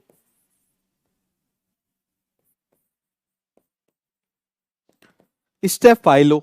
तो बताओ जरा, यदि बंच बन गया तो क्या बोलेंगे? स्टेफाइलो। अरे आप मुझे बताओ, बहुत सारे पेपर के जो बंच होते हैं ना, उसको कनेक्ट करने के लिए स्टेपलर यूज करते हैं ना, तो स्टेपलर किसके पास में आता है? बंच में आता है। स्टेफाइलो का मतलब क्या होता है? बंच। स्टेफाइलो का मतलब क्या होता है? बंच। क्या मतलब होता है? जल्दी से आप मुझे बताइए। बंच। क्लियर हो गया? तो हम क्या बोलेंगे इसको? स्टेफाइलो कोकस। क्या बोलेंगे? जल्दी से आप मुझे बताइए। स्टेफाइलो कोकस। क्लियर हो गया? क्लियर हुआ कि नहीं हुआ? बेटा जिसको जो वर्ड यूज करना है ना, वो करने दो। मैंने क्या बोला? अपनी पॉजिटिविटी से इतना भर दो कि किसी की नेगेटिविटी आपके ऊपर फर्क डाले ही ना। हम यदि सारी दुनिया को यदि हम चाहें ठीक करना चाहें, हम नहीं कर सकते। हम केवल किसको ठीक कर सकते हैं? खुद को। खुद को संभालो, पूरी दुनिया संभल जाएगी। बात समझ में आ गया? इसीलिए आपने देखा होगा कीचड़ के ऊपर कमल खिलता है। और हम हमेशा जो भी हमारे जो होते हैं, कोई भी सेंट होते हैं, उसको उसके ऊपर बिठालते हैं। वो यही रिप्रेजेंट करता है कि इस कीचड़ से ऊपर उठना है। जो बोल रहे हैं बोलने दो, कोई फर्क नहीं पड़ेगा। इनको जो बोलना है, जितना बुरा बोल सकते हो बोलने दो, कीचड़ है। चाहे आप कीचड़ थोड़ी गंदी हो, ज्यादा गंदी हो, क्या फर्क पड़ता है? पढ़ने दो उसको, बोलने दो जिसको जो बोलना है। मैंने क्या बोला? कोई अपनी तरफ पत्थर फेंकता है तो हम भी पत्थर फेंकेंगे, तो हम में और बंदर में अंतर क्या हो गया फिर? हमको क्या करना है? सिंपल सा, उस पत्थर से अपना महल बना लेना है। खत्म काम, कुछ बोलना ही नहीं है। समझ में आया? और कभी कोई बोलना शुरू करे, इतने तीर चलाओ कि बैंड बज जाए। इतना सभी को समझ में आया कि नहीं आया? आ गया समझ में? तो एक बार फटाफट रिवाइज करा दूं। चलो रिवाइज करा देता हूं, ध्यान देना। बताओ, मैं आज जल्दी जल्दी बोल रहा हूं, बट कॉन्सेप्ट बहुत छोटे छोटे से हैं। समझ में आया? क्योंकि मैं मल्टीपल टाइम्स बोलना चाह रहा हूं, है ना। तो देखो जरा, यहां पर आप मुझे बताइए, यहां पर हमने बोला ये जो सरफेस एक्सटेंशन में यदि जिगजैग है तो क्या बोलेंगे, फिम्ब्रिया। हॉलो ट्यूब है तो क्या बोलेंगे, पिलाई। इस तरीके से बना हुआ है तो फ्लैजिला, और छोटा सा है तो सीलिया। सीलिया यहां एब्सेंट होते हैं। So prokaryotes are only motile, prokaryotes are only motile by the help of बोलो बोलो बोलो बोलो, by the help of flagella. बहुत बढ़िया। अब आ जाओ आगे, फ्लैजिला की बात कर रहे हैं। अब फ्लैजिला दो तरीके का हो सकता है। अभी हमने यूकैरियोटिक फ्लैजिला देखा था, प्रोकैरियोटिक फ्लैजिला। यूकैरियोटिक फ्लैजिला में कितने पार्ट होते हैं, दो। दो, कितने पार्ट, दो। और प्रोकैरियोट में तीन। प्रोकैरियोट में कितने पार्ट होते हैं, तीन। बताओ जरा, filament, hook, basal body. Eukaryote में कौन कौन से होंगे, फिलामेंट एंड हुक होता है। यहां हुक हुक नहीं होता, हुक हुक हुक प्रोकैरियोट में होता है। यहां फ्लैजिलिन से बना होता है, यहां टिब्यूलिन से बना होता है। आ जाओ जरा, parts, filament, basal body. Filament hook, basal body, composed of tubulin, composed of flagellin. Clear हो गया। इसमें 9+2 अरेंजमेंट है, 9+0 अरेंजमेंट है। यहां पर ऐसा कोई भी अरेंजमेंट प्रेजेंट नहीं है। फिर हमने क्या देखा था इसके पार्ट, हमने क्या देखा, filament hook basal body. Clear हो गया। इन दोनों का काम है इसके मूवमेंट को सपोर्ट करना। समझ में आ गया, इसको इससे कनेक्ट करना और इसको सपोर्ट करना। क्लियर हो गया। इसमें रिंग्स प्रेजेंट होती हैं। बेसल बॉडी में क्या होती है, रिंग्स प्रेजेंट होती हैं। ये देखो जरा, यहां पर हमने देखा है ग्राम नेगेटिव है। कैसे बोलेंगे, लिपिड की एक ये पूरी लेयर, ये पूरी लेयर तो नेगेटिव है, एक ही है तो पॉजिटिव है। क्लियर हो गया। आप मुझे बताओ, फिलामेंट हुक बेसल बॉडी, ये आ गया समझ में। ये देखो जरा, कितनी रिंग है इसमें, additional layer, additional ring, additional layer, additional ring. कितना आसान है, एडिशनल लेयर, एडिशनल रिंग, चार रिंग। एक ही लेयर है तो एक ही रिंग हो गई, सॉरी एक पेयर हो गई रिंग की। ये क्लियर हो गया। फिर हमने डिफरेंस देखा, तो देखो कितने जल्दी खत्म हो गया। जो हमने अभी तक पढ़ा, जो अभी तक हमने पढ़ा, आप मुझे बताइए 1 आवर में अप्रोक्सीमेटली वो पूरा फटाफट क्लियर हो गया ना। कितने जल्दी खटाक से क्लियर हो गया। आगे बढ़े, देखो जरा। अच्छा पहले मुझे बताओ, एक आध आपकी एक्स्ट्रा क्लास ले लें क्या, मेरा मन कर रहा है 2 घंटे की। समझ में आ गया, क्योंकि देखो अच्छे से कराना है सारी चीजें। मैं कराऊंगा वही, बट टाइम क्यों लगता है, कई बार टाइम क्यों लगता है, क्योंकि मैं उसको मल्टीपल टाइम्स बताता हूं। ठीक है, मैं ज्यादा नहीं कराऊंगा, मैं मल्टीपल टाइम्स कराऊंगा। तो आप मुझे बताओ, क्लास ले लें क्या, एक आध एडिशनल क्लास ले लें। जो मेरे स्टूडेंट हैं, जो पढ़ने में इंटरेस्टेड हैं, जो डॉक्टर लगाना चाहते हैं अपने नाम के आगे, मैं उनसे बात कर रहा हूं, बाकी मुझे किसी से मतलब नहीं है। एक भी यदि तुम में से यदि पढ़ने वाला है और डॉक्टर बनना चाहता है तो मैं उसके लिए कमिटेड हूं। बात समझ लो बस। क्लियर हो गया। मैं उसको देख के पढ़ाऊंगा बस। ठीक है। तो देखो जरा, यहां पर हमने बात करी, एक अकेला है तो कोकस, इसकी चेन बन गई तो स्ट्रेप्टो। आप मुझे बताओ, बंच आ गया तो स्टेफाइलो, बंच आ गया तो स्टेफाइलो। क्लियर हुआ कि नहीं हुआ, समझ में आया। चलो मैं आपसे कुछ क्वेश्चंस पूछ लूं, बताना जरा। मान लो यहां पर मैंने एक बनाया, तो इसको मैं बोल दूं दिस इज मोनोकोकस, बोल दूं। बताओ जरा, इसको मैं मोनोकोकस बोल दूं। अब यदि आप मुझे बताओ मैंने दो बना दिए तो इसको क्या बोल दूं, डिप्लोकोकस बोल दूं। आप मुझे बताओ, यहां पर मैंने चेन बना दी तो इसको मैं क्या बोल दूं, स्ट्रेप्टोकोकस बोल दूं। यहां पर मैंने इसका बंच बना दिया, यहां पर मैंने इसका क्या बना दिया, बंच बना दिया। तो आप मुझे बताओ, जब मैंने इसका बंच बना दिया तो मैं इसको स्टेफाइलो बोल दूं। क्या बोल दिया मैंने, स्टेफाइलो बोल दिया मैंने। आप मुझे बताओ जरा, क्या हो गया स्टेफाइलोकोकस। क्लियर हुआ कि नहीं हुआ, क्या हो गया, जल्दी से आप मुझे बताओ, स्टेफाइलोकोकस। क्लियर हो गया। क्या हो गया, स्टेफाइलोकोकस। ये समझने के लिए आपको बताया। क्लियर हो गया, सभी को क्लियर हो गया। चलिए अब हम देख रहे हैं यू बैक्टीरिया और आर्की बैक्टीरिया में डिफरेंस देखते हैं। किसकी बात कर रहे हैं, यू बैक्टीरिया और आर्की बैक्टीरिया की बात कर रहे हैं। तो बताओ, यू बैक्टीरिया की सेल वॉल किससे बनी होती है, पेप्टाइडोग्लाइकन, पेप्टाइडोग्लाइकन और पेप्टाइडो, पेप्टाइडोग्लाइकन प्लस लाइपोपॉलीसेक्राइड। अरे gram positive gram negative, lipopolysaccharide. Clear हो गया, यही होता है ना। यहां पर आप मुझे बताओ, आर्की बैक्टीरिया की किसकी बनी होती थी, कॉम्प्लेक्स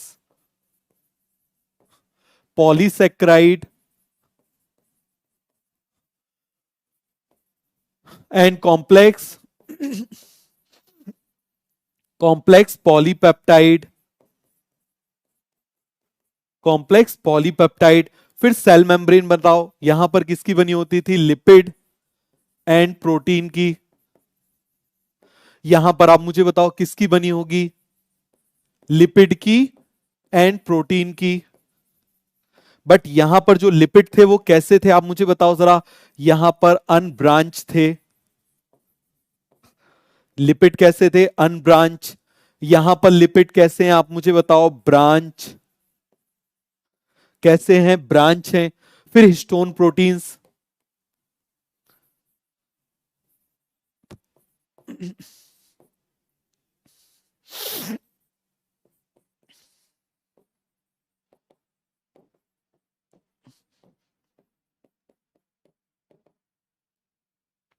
समझना जरा ध्यान से। सभी को समझ में आया कि नहीं आया? जल्दी बताओ, फटाफट फटाफट मुझे बताओ। क्लियर हो गया सभी को? Unbranch, branch. अब जरा याद करो, हमने देखा था ना हिस्टोन क्या थे? डीएनए जिसके चारों तरफ रैप हो जाता था उसको हम क्या बोलते थे? हिस्टोन बोलते थे ना। वो यूकैरियोट्स में होते थे, प्रोकैरियोट्स में नहीं होते। बट यू बैक्टीरिया में एब्सेंट होते हैं और आर्की बैक्टीरिया की कुछ स्पीसीज में प्रेजेंट होते हैं। क्लियर है? दो और पॉइंट है, बट वो एडवांस पॉइंट है, आरएनए पॉलीमरेज, इंट्रॉन्स, वो मैं आपको पढ़ाऊंगा आगे। समझ में आ गया? आप यदि बैकलॉग का लेक्चर देखोगे उसमें आपको दो एडिशनल पॉइंट मिल जाएंगे, लेकिन वो बैकलॉग था इसलिए बता दिया था। रेगुलर क्लास है, रेगुलर क्लास हमारे हिसाब से चलेगी। क्लियर हो गया? सभी को समझ में आ गया? पूरा कॉन्सेप्ट क्लियर? एक बार इसको लिखो पहले। यू बैक्टीरिया, आर्की बैक्टीरिया की डिफरेंस लिखो। Cell wall, cell membrane, histone लिखो जल्दी से, फटाफट रफ कॉपी में लिखो, फिर आगे देखते हैं।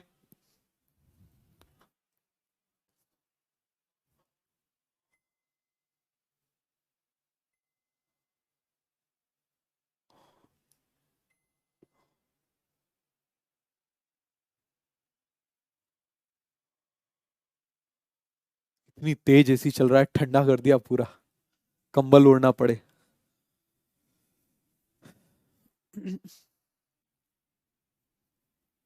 सभी ने लिख लिया? याद हुआ?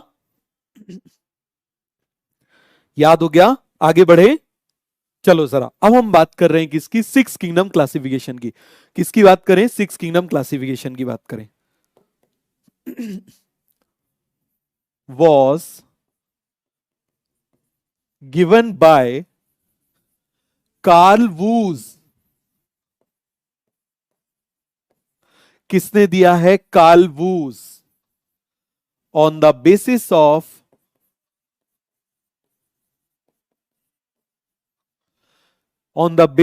cell wall, he divided kingdom Monera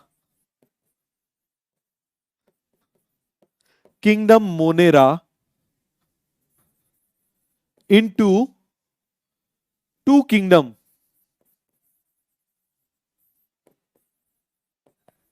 इसने किंगडम मोनेरा को दो किंगडम में डिवाइड कर दिया। कैसे? देखो जरा, इसने क्या किया?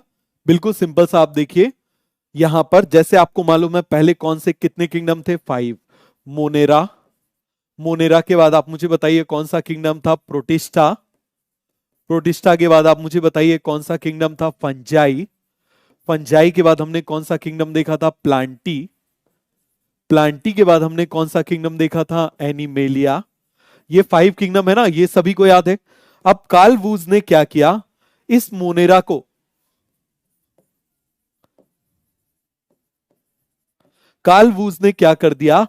इस मोनेरा को फर्दर क्लासिफाई कर दिया किसमें? दो किंगडम में, divided into two kingdom. First kingdom हो जाएगा आर्की बैक्टीरिया,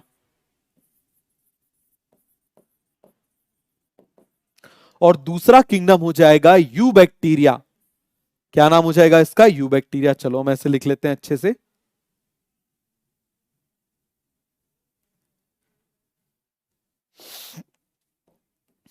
तो आप मुझे बताओ इसने कितने किंगडम में डिवाइड कर दिया? कार्ल वूज ने दो किंगडम में डिवाइड कर दिया। एक नाम था आर्की बैक्टीरिया, और दूसरा किंगडम आप मुझे बताइए कौन सा था? You bacteria. तो अब जरा काउंट करो, अब जरा काउंट करो फटाफट कितने किंगडम हो गए। मोनेरा को फर्दर क्लासिफाई कर दिया कार्ल वूज ने, किसमें, आर्की बैक्टीरिया में और यू बैक्टीरिया में। किसमें कर दिया, आर्की बैक्टीरिया में और यू बैक्टीरिया में। तो जरा काउंट करो टोटल कितने किंगडम हो गए। Kingdom number 1 2 3 4 5 6। कितने किंगडम हो गए जल्दी से आप मुझे बताओ, टोटल कितने किंगडम हो गए, 6 किंगडम। कितने किंगडम हो गए, 6 किंगडम। क्लियर हो गया बेटा। देखो क्लासिफिकेशन सही या गलत नहीं होते, बात समझना जरा। क्लासिफिकेशन साइंटिस्ट होते हैं जो एक्सेप्टेड क्लासिफिकेशन होते हैं। जैसे मान लो अभी आप कॉलेज में आओगे तो जैसे सिस्ट है, जब आप सिस्ट के बारे में पढ़ोगे तो सिस्ट के कम से कम नहीं तो 20 क्लासिफिकेशन है, अलग अलग लोगों ने अलग अलग तरीके से उसको किया है, सब अपनी अपनी जगह पे सब सही है। समझ में आ गया, उस जगह के हिसाब से, उस नॉलेज के हिसाब से सब सही होते हैं। क्लियर हो गया। तो धीरे धीरे धीरे धीरे धीरे धीरे इस तरीके से क्लासिफिकेशन आते गए। अभी मोस्ट एक्सेप्टेड क्लासिफिकेशन विटेकर का ही है। किसका क्लासिफिकेशन है, विटेकर का क्लासिफिकेशन है। समझ में आ गया, मोस्ट एक्सेप्टेड क्लासिफिकेशन किसका है, विटेकर का, आरएच विटेकर का क्लासिफिकेशन है। आ गया समझ में। क्लियर हो गया, पूरा कॉन्सेप्ट क्लियर हुआ कि नहीं हुआ, फटाफट आप मुझे बताओ। क्लियर हो गया सभी को। चलो अब देखो जरा, थोड़ा सा ध्यान से समझना, थोड़ा सा डिफिकल्ट पार्ट है। समझ में आ गया, थोड़ा सा डिफिकल्ट पार्ट है, इसको समझना। क्लियर हो गया। यहां पर कार्ल वूज ने क्या किया, कार्ल वूज ने क्या किया, आरआरएनए जीन्स, समझना जरा। अब आरआरएनए आपको नहीं पता क्या होता है, आप जरा याद करो, हमने पढ़ा था ना कि ribosome is composed of rRNA plus protein. तो आप मुझे बताओ, आपको जब आरआरएनए नहीं पता होगा तो उसका बेसिस हम कैसे बना सकते थे। तो आरआरएनए के बेसिस पर, किसके बेसिस पर, आरआरएनए के बेसिस पर इन सभी को समझना जरा, ये सारे के सारे 6 किंगडम को 3 ग्रुप में डाल दिया। समझ में आ गया, किस में डाल दिया, 3 डोमेन बोल दें, 3 डोमेन में डाल दिया।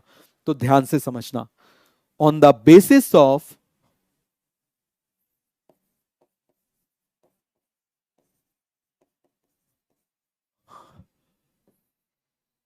on the basis of ribosomal RNA genes are, अभी बताता हूं क्या होता है आरआरएनए जीन्स। देखो जरा, जीन्स क्या होता है, डीएनए का वो पार्ट जो आरएनए बनाता है उसको हम जीन्स बोलते हैं।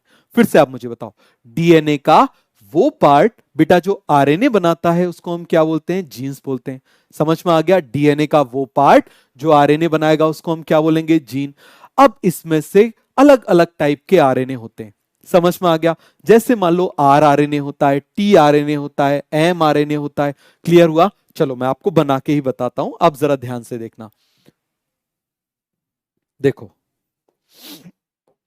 यहां पर मान लीजिए मैंने क्या बना दिया, दिस इज अ डीएनए। क्या बना दिया मैंने, दिस इज अ डीएनए।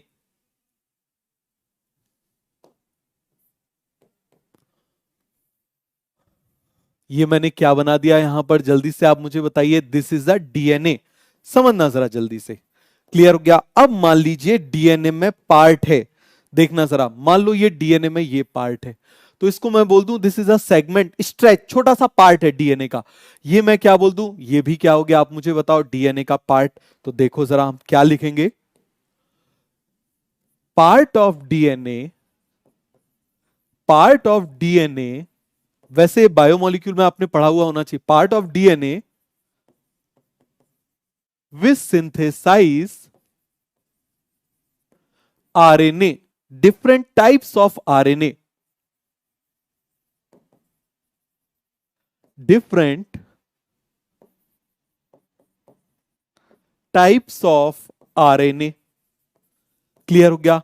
तो ये टाइप्स ऑफ, अब आप मुझे बताओ क्या हो जाएगा, डिफरेंट टाइप्स ऑफ आरएनए। और डिफरेंट टाइप्स ऑफ आरएनए क्या क्या होते हैं, आरआरएनए होता है, समझ में आ गया, एमआरएनए होता है, समझ में आ गया, उसके बाद टीआरएनए होता है। क्लियर हो गया। और भी टाइप के होते हैं, एसएनआरएनए होता है, समझ में आ गया, एससीआरएनए होता है, बहुत सारे टाइप के आरएनए होते हैं। आपको रटना नहीं है तो आप केवल इतना बस याद रखोगे। समझ में आ गया, इतना सभी को समझ में आया कि नहीं आया, फटाफट आप मुझे बताओ। क्लियर हो गया सभी को। तो आप मुझे बताओ, part of DNA which synthesize, मेरे साथ में बोलो, part of DNA, part of, मान लो मैं डीएनए होता और मेरा इतना सा पार्ट यदि आरएनए बनाता तो इस पार्ट को मैं क्या बोल देता? जीन्स। मान लो मैं डीएनए होता और ये पूरा डीएनए और इतना सा पार्ट यदि आरएनए बनाता तो इसको मैं क्या बोल देता? जीन्स। क्या बोल देता? जीन्स। तो पार्ट ऑफ डीएनए और segment of DNA which synthesize RNA is called genes. क्या बोलेंगे हम उसको? Part of DNA which synthesize different type of RNA is called as genes. क्या बोलेंगे हम उसको? जीन्स बोलेंगे। अब ये आरएनए कितने टाइप के हो सकते हैं? देखो, R RNA, M RNA, T RNA. अब ये आर आरएनए भी प्रोकैरियोटिक हो सकते हैं, प्रोकैरियोट्स, और यूकैरियोट्स में भी हो सकते हैं। किस में हो सकते हैं? यूकैरियोट्स में भी हो सकते हैं। समझ में आ गया? किस में हो सकते हैं? प्रोकैरियोट्स में भी हो सकते हैं, यूकैरियोट्स में भी हो सकते हैं। क्लियर हुआ कि नहीं हुआ? अब प्रोकैरियोट्स में ये होते हैं 23S। एस कोई बताएगा क्या है? वही स्वेडबर्ग, मतलब इसके आरएनए को गिराओ, इसके आरएनए को गिराओ तो ये कितने की स्पीड से गिरेगा? 23 की स्पीड से गिरेगा। दूसरी तरफ 16S या फिर 5S। समझना जरा ध्यान से। क्लियर हो गया? फिर आप मुझे बताओ जरा, इसमें 28S, 18S, 5.8S, रटना नहीं है, 5S अगले नेक्स्ट ईयर जेनेटिक्स में आएगा, बट उसकी एप्लीकेशन यहां पर है, इसीलिए मैं बता रहा हूं। सभी को समझ में आ गया? तो अब जरा समझना, मान लो प्रोकैरियोट का आर आरएनए है ना, तो यदि मैं उसको गिराऊंगा, जो सबसे बड़े वाले को गिराऊंगा 23 से गिरेगा, उसके बाद वाला 16 की स्पीड से गिरेगा, सबसे छोटा 5 की स्पीड से गिरेगा। यू कैरियट के यदि मैं इसको गिराऊंगा तो 28 की स्पीड से गिरेगा, 18 की स्पीड से गिरेगा, फिर 5.8 की स्पीड से गिरेगा और 5S की स्पीड से गिरेगा। भैया समझ में आया? जल्दी से आप मुझे बताओ, एस का मतलब सभी को क्लियर है? मैंने पूरी 2 क्लास में समझाया था, बोला था ये हर जगह आएगा। क्लियर हो गया? आ गया सभी को समझ में? तो यहां पर ये इतने टाइप के होते हैं। अब देखना जरा इस 16S आर आरएनए के बेसिस पर, अब आप जरा याद करो, आप जरा याद करो कि जो यूकैरियोट्स होते थे उनमें प्रोकैरियोटिक राइबोसोम भी होता था, नहीं होता था क्या? जरा याद करो फटाफट, फटाफट आप याद करो। हमने पढ़ा था ना, mitochondria, chloroplast, they are prokaryotes who are living inside eukaryotes. याद करो, हमने पढ़ा था ना, mitochondria and chloroplast they are prokaryotes who are living inside eukaryote. समझ में आ गया? तो फटाफट तीर चला दो। चलते रहना चाहिए, अपने बैच का नाम ही अर्जुन है, केवल अपना लक्ष्य होना चाहिए और चलते रहना चाहिए। तीर तो बता दो जल्दी से। बेटा ये सभी यूनिट ऐसे ऐसे, अब कैसे याद रखोगे? देखो कितना आसान है। यूकैरियोट में 888, कितना आसान है। 888 यूकैरियोट, 888 यूकैरियोट। समझ में आया? 888 यूकैरियोट आया समझ में? फिर से आप मुझे बताओ, 888 यूकैरियोट। हो गया पूरा क्लियर? सभी को समझ में आया? तो आप मुझे बताना, प्रोकैरियोट के राइबोसोम जो होंगे उनके अंदर ये 3 टाइप के आरआरएनए होंगे। यूकैरियोट के जो राइबोसोम होंगे उनके अंदर इतने टाइप के आरआरएनए होंगे। समझ में आ गया? प्रोकैरियोट के राइबोसोम के अंदर, समझ में आया? फिर से समझो, प्रोकैरियोट के राइबोसोम के अंदर इतने टाइप के आरआरएनए होंगे, यूकैरियोट के राइबोसोम के अंदर इतने टाइप के आरआरएनए होंगे, और इनको बनाने का काम डीएनए का पार्ट करेगा ना, जीन करेगा। तो इसी जीन के बेसिस पर, इसी जीन के बेसिस पर क्या किया गया, जो कार्ल वूज है उसने क्या कर दिया, इन 6 किंगडम को 3 डोमेन में कर दिया। एम्स 2019 का क्वेश्चन है। समझ में आ गया? किस में आया था? एम्स 2019 में क्वेश्चन आया था। ध्यान से समझो जरा, किसके बेसिस पर? इस 16S आरआरएनए जीन्स के बेसिस पर। फिर से सुनना, डीएनए का पार्ट आरएनए बनाएगा, उस आरएनए में से एक पार्ट आरआरएनए हो सकता है, उस आरआरएनए में से एक पार्ट 16S हो सकता है। तो इस 16S आरआरएनए के बेसिस पर, इस 16S आरआरएनए को बनाने वाले जीन के बेसिस पर, डिफिकल्ट कॉन्सेप्ट है, आसान नहीं है, 16S आरआरएनए को बनाने वाले जीन के बेसिस पर कार्ल वूज ने क्या किया, ये 6 किंगडम को 3 डोमेन में डाल दिया। कितने डोमेन में डाल दिया? 3 डोमेन्स में डाल दिया। बात समझ में आ गया? कितने डोमेन में डाल दिया? 3 domains. How many domains? 3 domains. Clear हो गया? तो देखो जरा, ऑन द बेसिस ऑफ, यहां पर लिख दें 16S आरआरएनए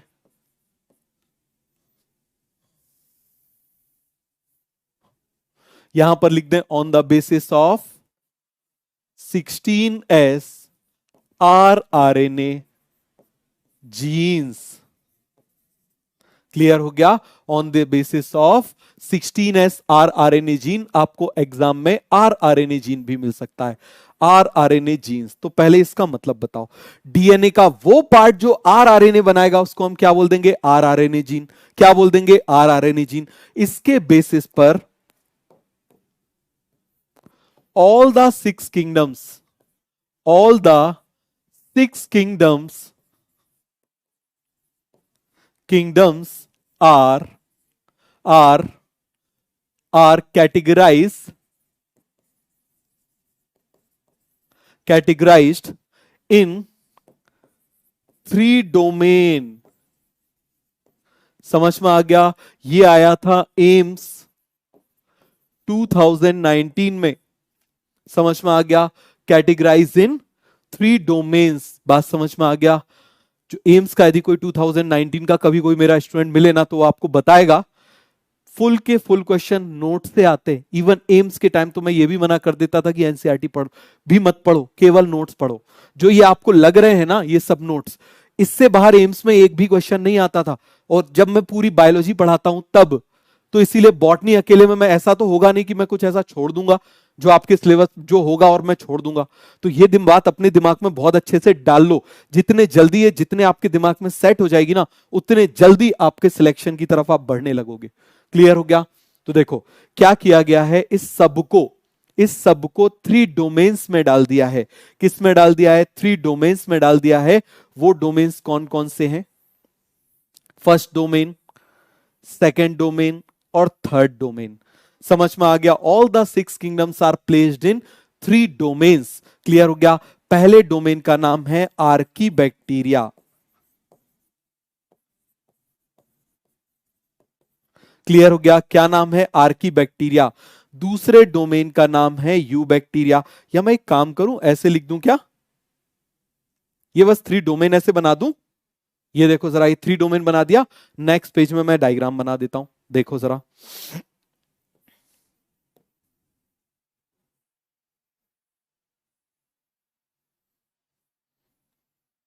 ये हमने बना दिया। समझ में आ गया? All the six kingdoms are grouped in, are placed in three domains. पहला कौन सा हो जाएगा? इसका नाम हो जाएगा आर्कीबैक्टीरिया। क्लियर हो गया? इसका नाम क्या हो जाएगा? यूबैक्टीरिया। क्लियर है? और इसका लास्ट वाले का नाम हो जाएगा यूकैरियोटा। क्लियर हो गया? क्या नाम हो जाएगा? यूकैरियोटा। और इस यूकैरियोटा को आप मुझे बताओ जरा, इस यूकैरियोटा के अंदर क्या क्या हो जाएंगे? आपको मालूम है इसी यूकैरियोटा के अंदर प्रोटिस्टा होगा। क्लियर हो गया? इसी यूकैरियोटा के अंदर कौन हो जाएगी? फंजाई हो जाएगी। क्लियर हो गया? इसी यूकैरियोटा के अंदर कौन हो जाएगा? प्लांटी हो जाएगा। समझ में आ गया? इसी यूकैरियोटा के अंदर आप मुझे बताओ कौन हो जाएगा? एनिमेलिया हो जाएगा। तो अब आप जरा याद करिए, देखो जरा कितने डोमेन में प्लेस कर दिया? 1 2 3। कितने में कर दिया? 1 2 3। देखो सिक्स किंगडम हो गया ना, चार ये, पांच ये, छह ये। क्लियर हो गया? These are three domains, these are three domains. Clear हो गया? और इन सभी डोमेन्स के कॉमन एंसेस्टर्स थे। कौन थे? कॉमन एंसेस्टर थे। कॉमन एंसेस्टर बना देते हैं। कौन से कलर से बनाए? चलो ब्लू कलर से बना देते हैं। कॉमन एंसेस्टर्स, ये सभी के भी एक कॉमन एंसेस्टर्स हमने बना दिए कि ये सभी भी किसी ना किसी से बने होंगे ना। समझ में आ गया? और इन सभी के कॉमन एंसेस्टर्स, और उस कॉमन एंसेस्टर्स का नाम था प्रोजीनोट। क्या नाम था उसका? प्रोजीनोट। जल्दी से आप मुझे बताओ क्या नाम हो जाएगा? प्रोजीनोट। तो ये प्रोजीनोट क्या हो जाएगा? Common ancestors of all the kingdoms. बोल दें हम, प्रोजीनोट क्या हो जाएगा? कॉमन एंसेस्टर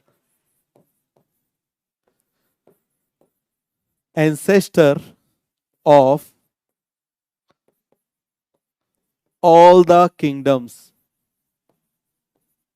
इतना समझ में आया कि नहीं आया? पहले जल्दी से आप मुझे बताओ। आ गया समझ में? तो फटाफट जरा तीर चला दो भैया। डोमेन, डोमेन कैटेगरी है, आप इस तरीके से समझ लीजिए। डोमेन क्या है? कैटेगरी हमने बोल दी। क्लियर है?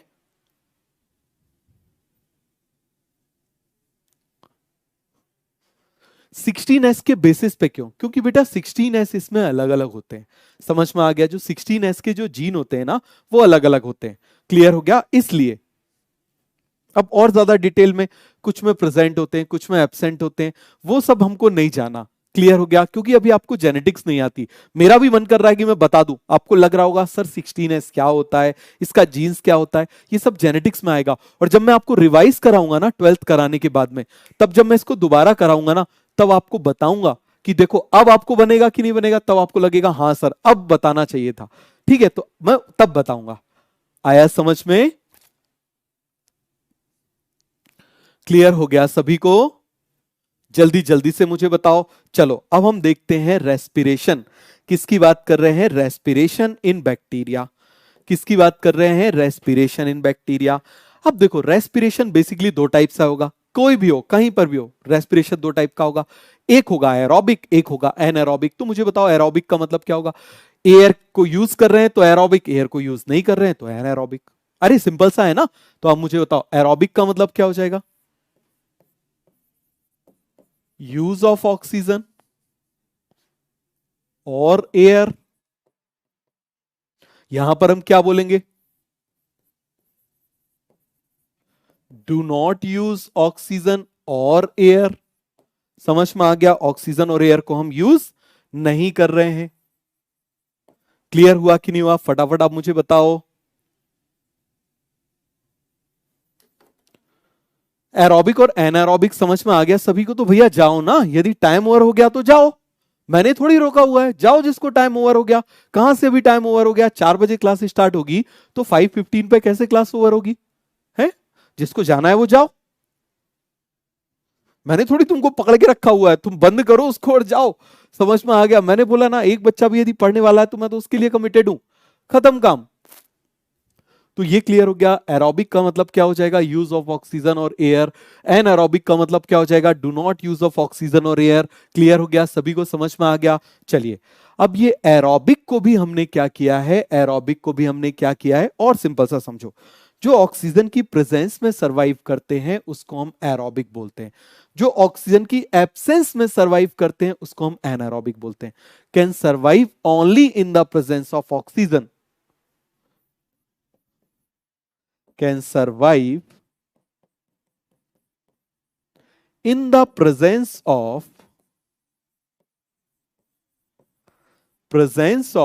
oxygen। दूसरी तरफ cannot survive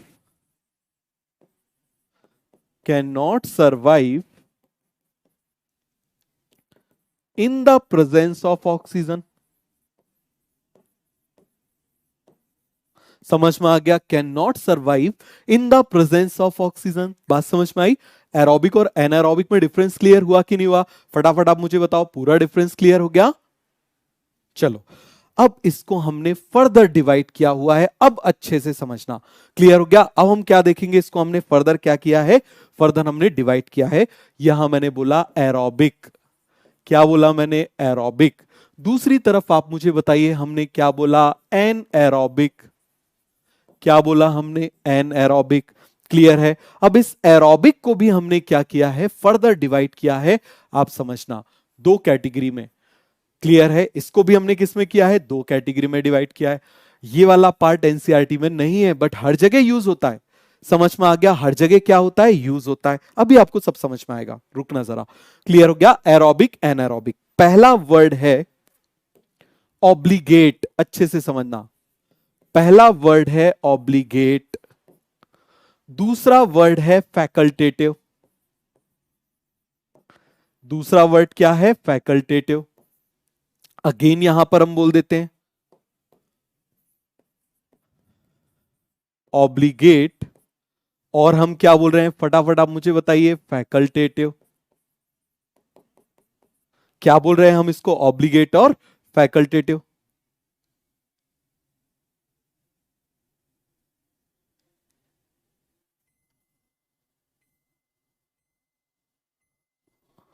हो गया? पूरा कॉन्सेप्ट क्लियर हुआ? समझ में आया? जल्दी जल्दी से आप मुझे बताइए। पूरा क्लियर हो गया? Obligate, facultative, obligate facultative. Clear हो गया? Obligate facultative, obligate facultative. बात समझ में आ गया? अब आप देखना जरा, ऑब्लिगेट का मतलब क्या होता है? ऑब्लिगेट का मतलब होता है स्ट्रिक्ट। क्या मतलब होता है? स्ट्रिक्ट। क्लियर हो गया? फैकल्टेटिव की हम बात कर रहे हैं, फैकल्टेटिव का मतलब होता है ऑप्शनल। क्या मतलब होता है? ऑप्शनल। ऑब्लिगेट का मतलब क्या हो जाएगा? फिर से आप मुझे बताओ। स्ट्रिक्ट। फैकल्टेटिव का मतलब क्या हो जाएगा? ऑप्शनल। क्या मतलब हो जाएगा? ऑप्शनल। समझ में आया? क्या हो जाएगा बेटा? जल्दी से आप मुझे बताइए। तो ये पूरा कॉन्सेप्ट आपको क्लियर हुआ कि नहीं हुआ? फटाफट आप मुझे बताओ। एरोबिक कितने टाइप का हो जाएगा? दो टाइप का, ऑब्लिगेट फैकल्टेटिव। एनारोबिक कितने टाइप का हो जाएगा? दो टाइप का हो जाएगा, ऑब्लिगेट फैकल्टेटिव। क्लियर है? तो सबसे पहले हम ऑब्लिगेट ऑब्लिगेट को देख लेते हैं। तो ऑब्लिगेट एरोब, ऑब्लिगेट एनारोब, इनको हम देख लेते हैं। सबसे पहले किसको देखें? Obligate aerobe. क्लियर है? दूसरी तरफ हम किसको देख लेते हैं? Obligate anaerobe, obligate anaerobe. बात समझ में आ गया? किसकी बात कर रहे हैं? Obligate anaerobe. तो यहां पर क्या आ जाएगा? ऑब्लिगेट में आ जाएगा they can only survive, only survive in the presence of oxygen. तो इसको हम क्या बोलेंगे? जल्दी से आप मुझे बताइए। ऑब्लिगेट, ऑब्लिगेट का मतलब फिर से आप मेरे साथ बताओ। ऑब्लिगेट का मतलब स्ट्रिक्ट, ऑब्लिगेट का मतलब स्ट्रिक्ट। क्या होगा? फटाफट आप मुझे बताओ। ऑब्लिगेट का मतलब स्ट्रिक्ट होगा, ऑब्लिगेट का मतलब क्या होगा? स्ट्रिक्ट होगा। क्लियर हो गया? सभी को समझ में आ गया? दूसरी तरफ आप मुझे बताइए, मैंने बोला ऑब्लिगेट एरोब। क्लियर हो गया? जल्दी से आप मुझे बताइए, मैंने क्या बोला? ऑब्लिगेट। जल्दी से बताइए क्या बोला मैंने? Obligate aerobe. तो ऑब्लिगेट एरोब का मतलब क्या होगा? फिर से आप मुझे बताइए। ऑब्लिगेट एरोब का मतलब होगा स्ट्रिक्टली एरोब, स्ट्रिक्टली एनएरोब, मतलब ओनली सर्वाइव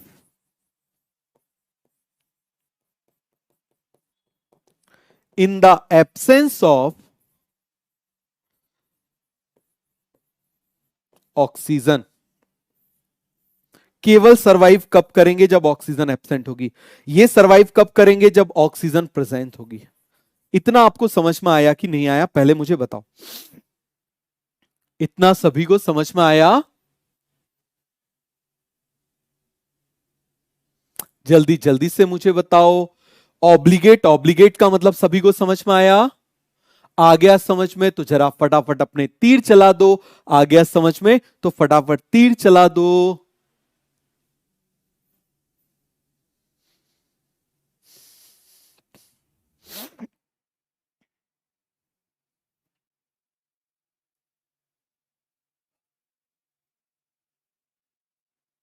अनुप्रिया, बेटा किसी को लिखने की जरूरत नहीं है कि डोंट स्पैम। जिसको जो करना है करने दो, बस हमको वो काम नहीं करना है, हमको उस पर ध्यान भी नहीं देना है। आप मुझे बताओ, जब आप सर्जरी करोगे, आप डॉक्टर बनोगे, आप जब सर्जरी करोगे, पता चले कोई, जनरली बहुत होता है इंडिया में, क्या होता है, जैसे पता चले सर्जरी चल रही है, बाहर रिलेटिव है, हल्ला मचा रहे हैं, तोड़ फोड़ कर रहे हैं, समझ में आ गया, सारी चीजें चल रही हैं, अब आपके सामने वो पर्सन है, अब आपको लग रहा है उसकी जान बचाऊं या उस पर फोकस करूं? बताओ जरा, जान बचाऊं या उस पर फोकस करूं, उसकी बकवास सुनूं या उसकी जान बचाऊं? तो उस समय आपकी ये सारी ट्रेनिंग काम आएगी। You have to focus on that thing. तो आपको ये अभी से सीखना है कि आपको फोकस करना है। बात समझ में आ रहा है? जो चल रहा है छोड़ो उसको, हमको ध्यान देना ही नहीं है। क्लियर हो गया? मैंने क्या बोला? अंधेरा कितना भी बड़ा क्यों ना हो, एक छोटा सा दिया जला दो, हजारों साल का, लाखों साल का अंधेरा है, दूर हो जाता है। किसी की कितनी भी नेगेटिविटी क्यों ना हो, हमको अपनी पॉजिटिविटी बढ़ाते चलना है। बिल्कुल सिंपल सा फंडा है। बोलने दो जिसको जो बोलना है, समझ में आ गया? करने दो जिसको जो करना है, हम वही करेंगे जो हमको सही लगता है, बस खत्म काम। ध्यान ही नहीं देना। ये चीज सीख गए ना, ये ऑनलाइन स्टडी में सीखना बहुत जरूरी है। यदि आप ये सीख गए तो बहुत बहुत आपका फायदा होगा। समझ में आया? तो ये पूरा कॉन्सेप्ट क्लियर हो गया?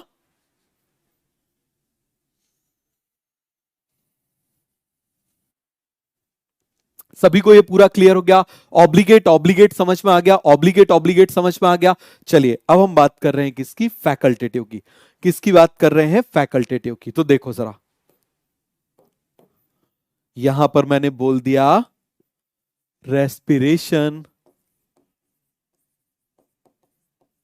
रेस्पिरेशन में मैंने क्या बोला? सबसे पहले एरोबिक। एरोबिक के बाद मैंने क्या बोल दिया? Anaerobic. क्या बोल दिया मैंने? N aerobic. एरोबिक में भी आप मुझे बताइए मैंने क्या बोल दिया? ऑब्लिगेट। क्या बोल दिया मैंने? Obligate aerobe. क्लियर हो गया? यहां पर मैंने क्या बोल दिया? Obligate anaerobe. कभी भी ऑब्लिगेट वर्ड आ जाए इसका मतलब क्या होगा? जल्दी से आप मुझे बताओ। स्ट्रिक्ट।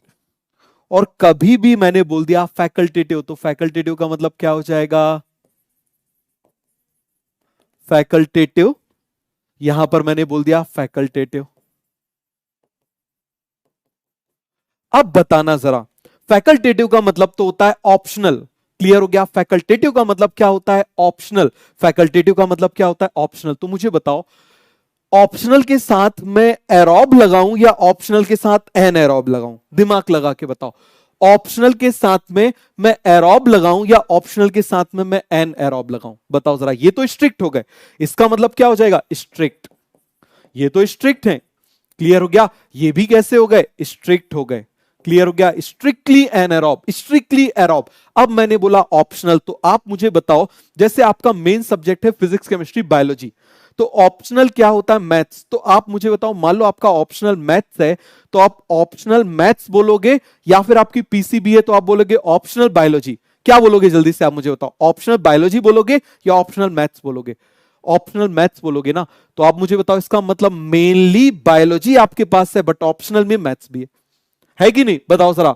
ऑप्शनल में आपके पास मैथ्स भी है, मेनली क्या है? बायोलॉजी है, बट ऑप्शनल में मैथ्स भी है। जैसे ऑप्शनल में होता है ना सोशल स्टडी, मान लो ऑप्शनल में और भी सब्जेक्ट होते हैं, फिजिकल एजुकेशन, तो आप ऐसे तो नहीं बोलते, कोई भी आपसे पूछता है कौन सी स्ट्रीम के हो, ऑप्शनल, जो ऑप्शनल है हम बायोलॉजी के, ऐसा तो नहीं बोलते। आप क्या बोलते हो? ऑप्शनली।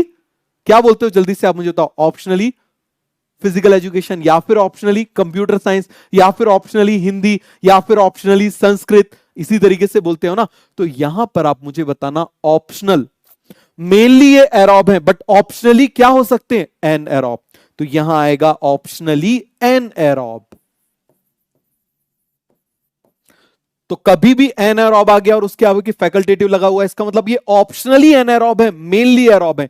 तो यहां फैकल्टेटिव के साथ आप मुझे बताओ, एन एरोब के अंदर क्या आएगा? एरोब। क्या आएगा? एरोब। तो जरा आप डिफाइन करो, जरा इसकी डेफिनेशन करो। ये ऑल इंडिया पीजी में भी कई बार पूछा गया है। तो बताओ जरा, फैकल्टेटिव एनारोब का मतलब क्या हो जाएगा? ऑप्शनली एन एरोब, मेनली, बताओ जरा मेनली क्या है? एरोब। अरे यही तो है, ऑप्शनली की जगह हमने क्या लगा दिया? फैकल्टेटिव। वही तो है फैकल्टेटिव, मतलब ऑप्शनली एनारोब, मेनली एरोब। अब जरा इसको डिफाइन करो, बताओ जरा क्या हो जाएगा? Optionally, optionally aerobe, mainly, mainly anaerobe. क्या हो जाएगा? Mainly anaerobe. इतना सभी को समझ में आया कि नहीं आया? फटाफट आप मुझे बताओ। सभी को क्लियर हो गया बेटा? इतना सभी को क्लियर हुआ? बताओ जरा, respiration aerobic anaerobic, oxygen presence oxygen absent. Strictly aerobe है, ऑक्सीजन के बिना जिंदा जिंदा रह ही नहीं सकता। बात समझ में आ गया? यहां पर आप मुझे बताओ, बिल्कुल स्ट्रिक्टली ऑब्लिगेट, ऑब्लिगेट हो गया, मतलब आप मुझे बताओ कैसा हो जाएगा? स्ट्रिक्टली कैसा हो जाएगा? एनएरोब। मैंने बोल दिया ऑप्शनली एनएरोब, मतलब मेनली एरोब। ऑप्शनली एरोब मतलब मेनली एनएरोब। इतना समझ में आ गया? पूरा क्लियर हुआ कि नहीं हुआ? फटाफट आप मुझे बताओ।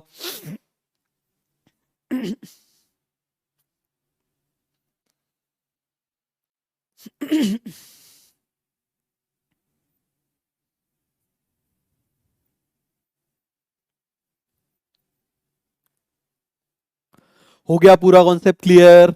सभी को समझ में आया? आगे बढ़े? क्लियर हो गया?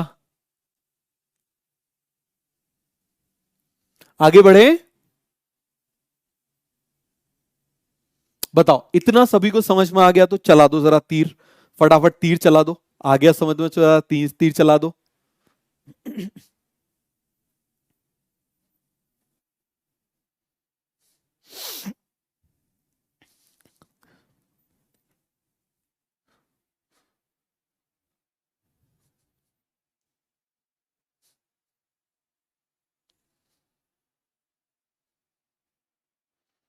एग्जाम्पल सभी नहीं, एग्जाम्पल नेक्स्ट क्लास में, आपकी खोपड़ी में नहीं आएगा। क्लियर हो गया। बेसिलस सबटाइलिस, स्यूडोमोनास, हेट्रोसिस्ट, माइकोप्लाज्मा, बहुत सारी चीजें होती हैं इसमें, क्लॉस्ट्रीडियम। क्लियर हो गया। और इसमें क्लोरोबियम वगैरह आ जाते हैं, बट अभी नहीं, नेक्स्ट क्लास में बताऊंगा एग्जांपल। क्लियर हुआ? तो इतना सभी को समझ में आया कि नहीं आया? क्योंकि न्यूट्रिशन डला हुआ है तो बस न्यूट्रिशन के बारे में इतना बता दूं। अब बताओ जरा, ऑटोट्रॉफ का मतलब क्या होता है? What do you mean by autotroph? Autotroph जो अपना फूड खुद बनाते हैं। हेट्रोट्रॉफ का मतलब क्या हो जाएगा? जो अपना फूड खुद नहीं बनाते। क्लियर हो गया? तो देखो जरा, ये तो आपको इतना सा मालूम है। ऑटो मतलब क्या हो जाएगा? सेल्फ। ट्रॉफ का मतलब क्या हो जाएगा? फूड। क्लियर है? हेट्रो का मतलब क्या हो जाएगा? डिफरेंट। और ट्रॉफ का मतलब क्या हो जाएगा? आप मुझे बताइए। फूड। ट्रॉफ का मतलब क्या हो जाएगा? फूड। तो ये कॉन्सेप्ट आपको क्लियर हुआ कि नहीं हुआ? Autotroph, heterotroph. क्लियर हुआ कि नहीं हुआ? फटाफट आप मुझे बताइए। Autotroph, heterotroph. क्लियर हो गया? ऑटोट्रॉफ, हेट्रोट्रॉफ, पूरा का पूरा आपको कॉन्सेप्ट क्लियर हो गया? किसी को इसमें डाउट तो नहीं? अब समझना मेन डिफरेंस क्या होता है इसमें। देखो, आप मुझे बताओ, एडीपी से इनऑर्गेनिक फॉस्फेट का जुड़ना फॉस्फोराइलेशन कहलाता था। ये एटीपी बन गया। यहां पर भी हम बना देते हैं। एडीपी से इनऑर्गेनिक फॉस्फेट जुड़ गया, क्या बन गया? एटीपी। दोनों में ऐसा होगा, दोनों में ही क्या होगा? ऐसा होगा। लेकिन लेकिन इस एटीपी को यूज करेंगे ये, utilize this ATP for the formation of food, तो ऑटोट्रॉफ कहलाएंगे। क्लियर हो गया? Food synthesis. इस एटीपी को यूटिलाइज किया फूड बनाने में, तो क्या कहलाएगा? ऑटोट्रॉफ। लेकिन इस एटीपी को यूटिलाइज नहीं किया फूड बनाने में, तो ये क्या कहलाएगा? बताओ जरा। हेट्रोट्रॉफ। क्या कहलाएगा? जल्दी से आप मुझे बताओ। हेट्रोट्रॉफ। क्लियर हो गया? जल्दी जल्दी से मुझे बताओ। पूरा कॉन्सेप्ट क्लियर हो गया?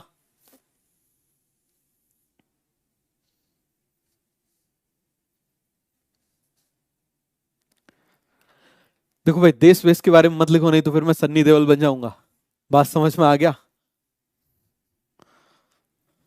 चलो आगे बढ़ो जल्दी से। तो बताओ जरा फटाफट। ऑटोट्रॉफ मतलब क्या हो जाएगा? जो अपना फूड खुद बनाता है। हेट्रोट्रॉफ का मतलब क्या हो जाएगा? जो डिफरेंट फूड बनाता है। क्लियर हुआ कि नहीं हुआ? अब आप मुझे बताइए जरा। ADP plus inorganic phosphate ATP बन जाएगा, और इसको यूटिलाइज करेंगे, यूटिलाइज फॉर फूड सिंथेसिस। तो यहां पर हम लिख लें, यूटिलाइज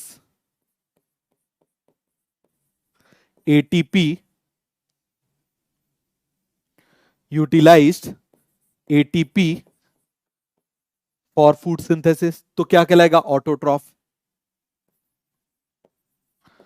डू नॉट यूटिलाइज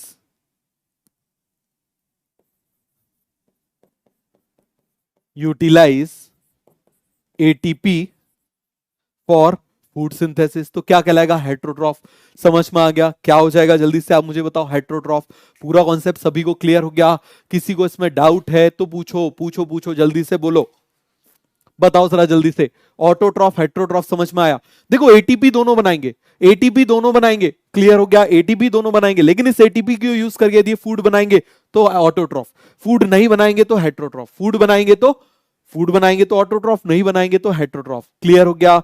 बात समझ में आई कि नहीं आई? जल्दी से आप मुझे बताइए। हो गया पूरा क्लियर? अरे ठीक है यार, एक मैच जीत भी गए तो क्या फर्क पड़ता है? जंग थोड़ी है कि हमेशा हम ही जीतेंगे। क्लियर हो गया? कभी जीत भी जान दो उनको, चलता है। समझ में आ गया?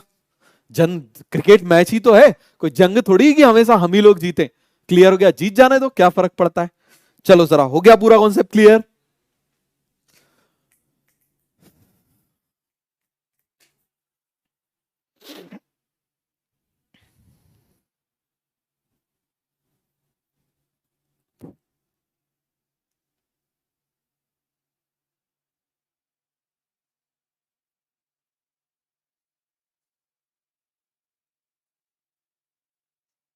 हो गया? कोई डाउट है तो बताओ, फटाफट बताओ।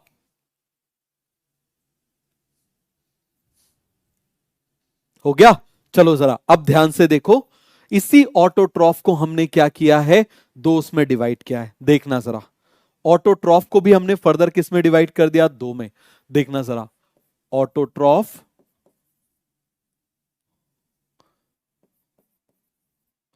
और दूसरी तरफ हम लिख लेते हैं हेट्रोट्रॉफ।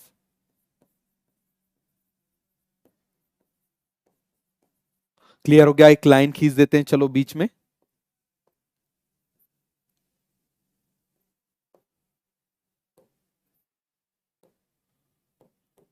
ऑटोट्रॉफ और हेट्रोट्रॉफ के बीच में एक दीवार खींच देते हैं। देखो जरा, हम क्या बोल रहे हैं, ऑटोट्रॉफ और हेट्रोट्रॉफ। किसकी बात कर रहे हैं, ऑटोट्रॉफ और हेट्रोट्रॉफ की। क्लियर है? तो आप मुझे बताना, इस ऑटोट्रॉफ और हेट्रोट्रॉफ को फर्दर दो कैटेगरी में डिवाइड किया है। पहला है फोटो ऑटोट्रॉफ। क्या है आप मुझे बताइए जरा, फोटो ऑटोट्रॉफ। क्लियर हो गया? दूसरा है कीमो ऑटोट्रॉफ। समझना जरा, इसको भी दो में डिवाइड किया है। बहुत आसान है, कुछ डिफिकल्ट है नहीं, आराम से समझो। तो यहां पर हम क्या बोलेंगे, बताओ जरा, फोटो हेट्रोट्रॉफ। यहां पर हम क्या बोलेंगे, कीमो हेट्रोट्रॉफ। क्या हो जाएगा, कीमो हेट्रोट्रॉफ। बात समझ में आ गई कि नहीं आ गई? क्या हो जाएगी, कीमो हेट्रोट्रॉफ। क्लियर हो गया? अब देखना जरा, ध्यान से देखना, बहुत इंपॉर्टेंट कॉन्सेप्ट है। आप मुझे बताओ, और पहले हम क्या बना लेते हैं, एडीपी। एडीपी से क्या बना लेते हैं, इनऑर्गेनिक फॉस्फेट जोड़ के। इनऑर्गेनिक फॉस्फेट जोड़ के हम क्या बना लें, एटीपी। और इस एटीपी से हम क्या बनाएंगे, फूड सिंथेसिस। क्या करेंगे, फूड सिंथेसिस। क्योंकि आप मुझे बताओ, अरे बहुत आसान कॉन्सेप्ट है इसीलिए बता रहा हूं, फूड सिंथेसिस। क्लियर है? दूसरी तरफ आप देखना, यहां पर भी हमने क्या किया, एडीपी से इनऑर्गेनिक फॉस्फेट को जोड़ दिया और क्या बन गया, आप मुझे बताओ, एटीपी। और इस एटीपी को हमने यूज किया किसमें, फूड सिंथेसिस में। किसमें यूज किया, फूड सिंथेसिस में। समझ में आ गया? क्लियर है? अब आप मुझे बताना, यहां पर हम यूज कर ले रहे हैं, यहां पर मैंने बनाया एडीपी, इससे जोड़ दिया इनऑर्गेनिक फॉस्फेट, क्या बन गया, एटीपी। और इस एटीपी से फूड नहीं बनेगा, फूड नहीं बनेगा। दूसरी तरफ आप मुझे बताओ, यहां पर भी हम बना देते हैं एडीपी प्लस इनऑर्गेनिक फॉस्फेट। इससे जो है क्या होगा, एटीपी। और इस एटीपी से आप मुझे बताओ, फूड नहीं बनेगा। इतना क्लियर हुआ कि नहीं हुआ? पहले आप मुझे बताओ, आपको ऑटोट्रॉफ और हेट्रोट्रॉफ जो मैंने आपको बताया था वो क्लियर है ना भैया? जो फूड बना रहा है वो ऑटोट्रॉफ, जो फूड नहीं बना रहा वो हेट्रोट्रॉफ। एटीपी तो सब बनाएंगे, उस एटीपी को यूज करके यदि फूड बना रहा है ऑटोट्रॉफ, नहीं बना रहा है तो हेट्रोट्रॉफ। ये देखो जरा, अब इसी ऑटोट्रॉफ को दो में डिवाइड कर दिया। कैसे? यदि इस फूड को बनाने में, सॉरी, इस एटीपी को बनाने में यदि वो किसको यूज करे, सनलाइट को, तो क्या कहलाएगा, फोटो ऑटोट्रॉफ।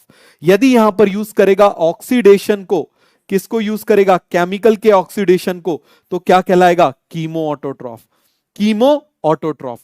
ऑटोट्रॉफ यदि इसको बनाने के लिए ऑक्सीडेशन यूज कर रहा है तो कीमो जुड़ गया, यदि इसको बनाने के लिए फोटो यूज कर रहा है तो फोटो जुड़ गया।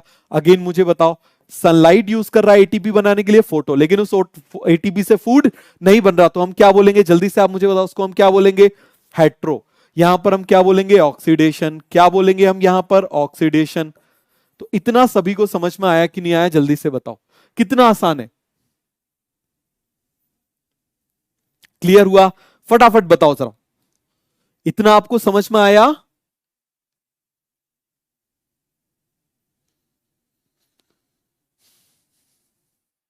हो गया पूरा क्लियर?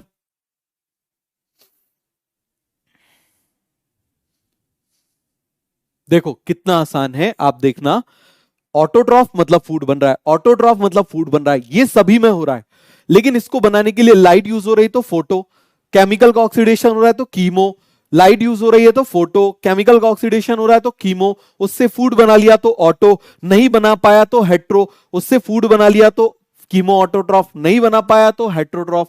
आ गया समझ में? पूरा कॉन्सेप्ट क्लियर हो गया?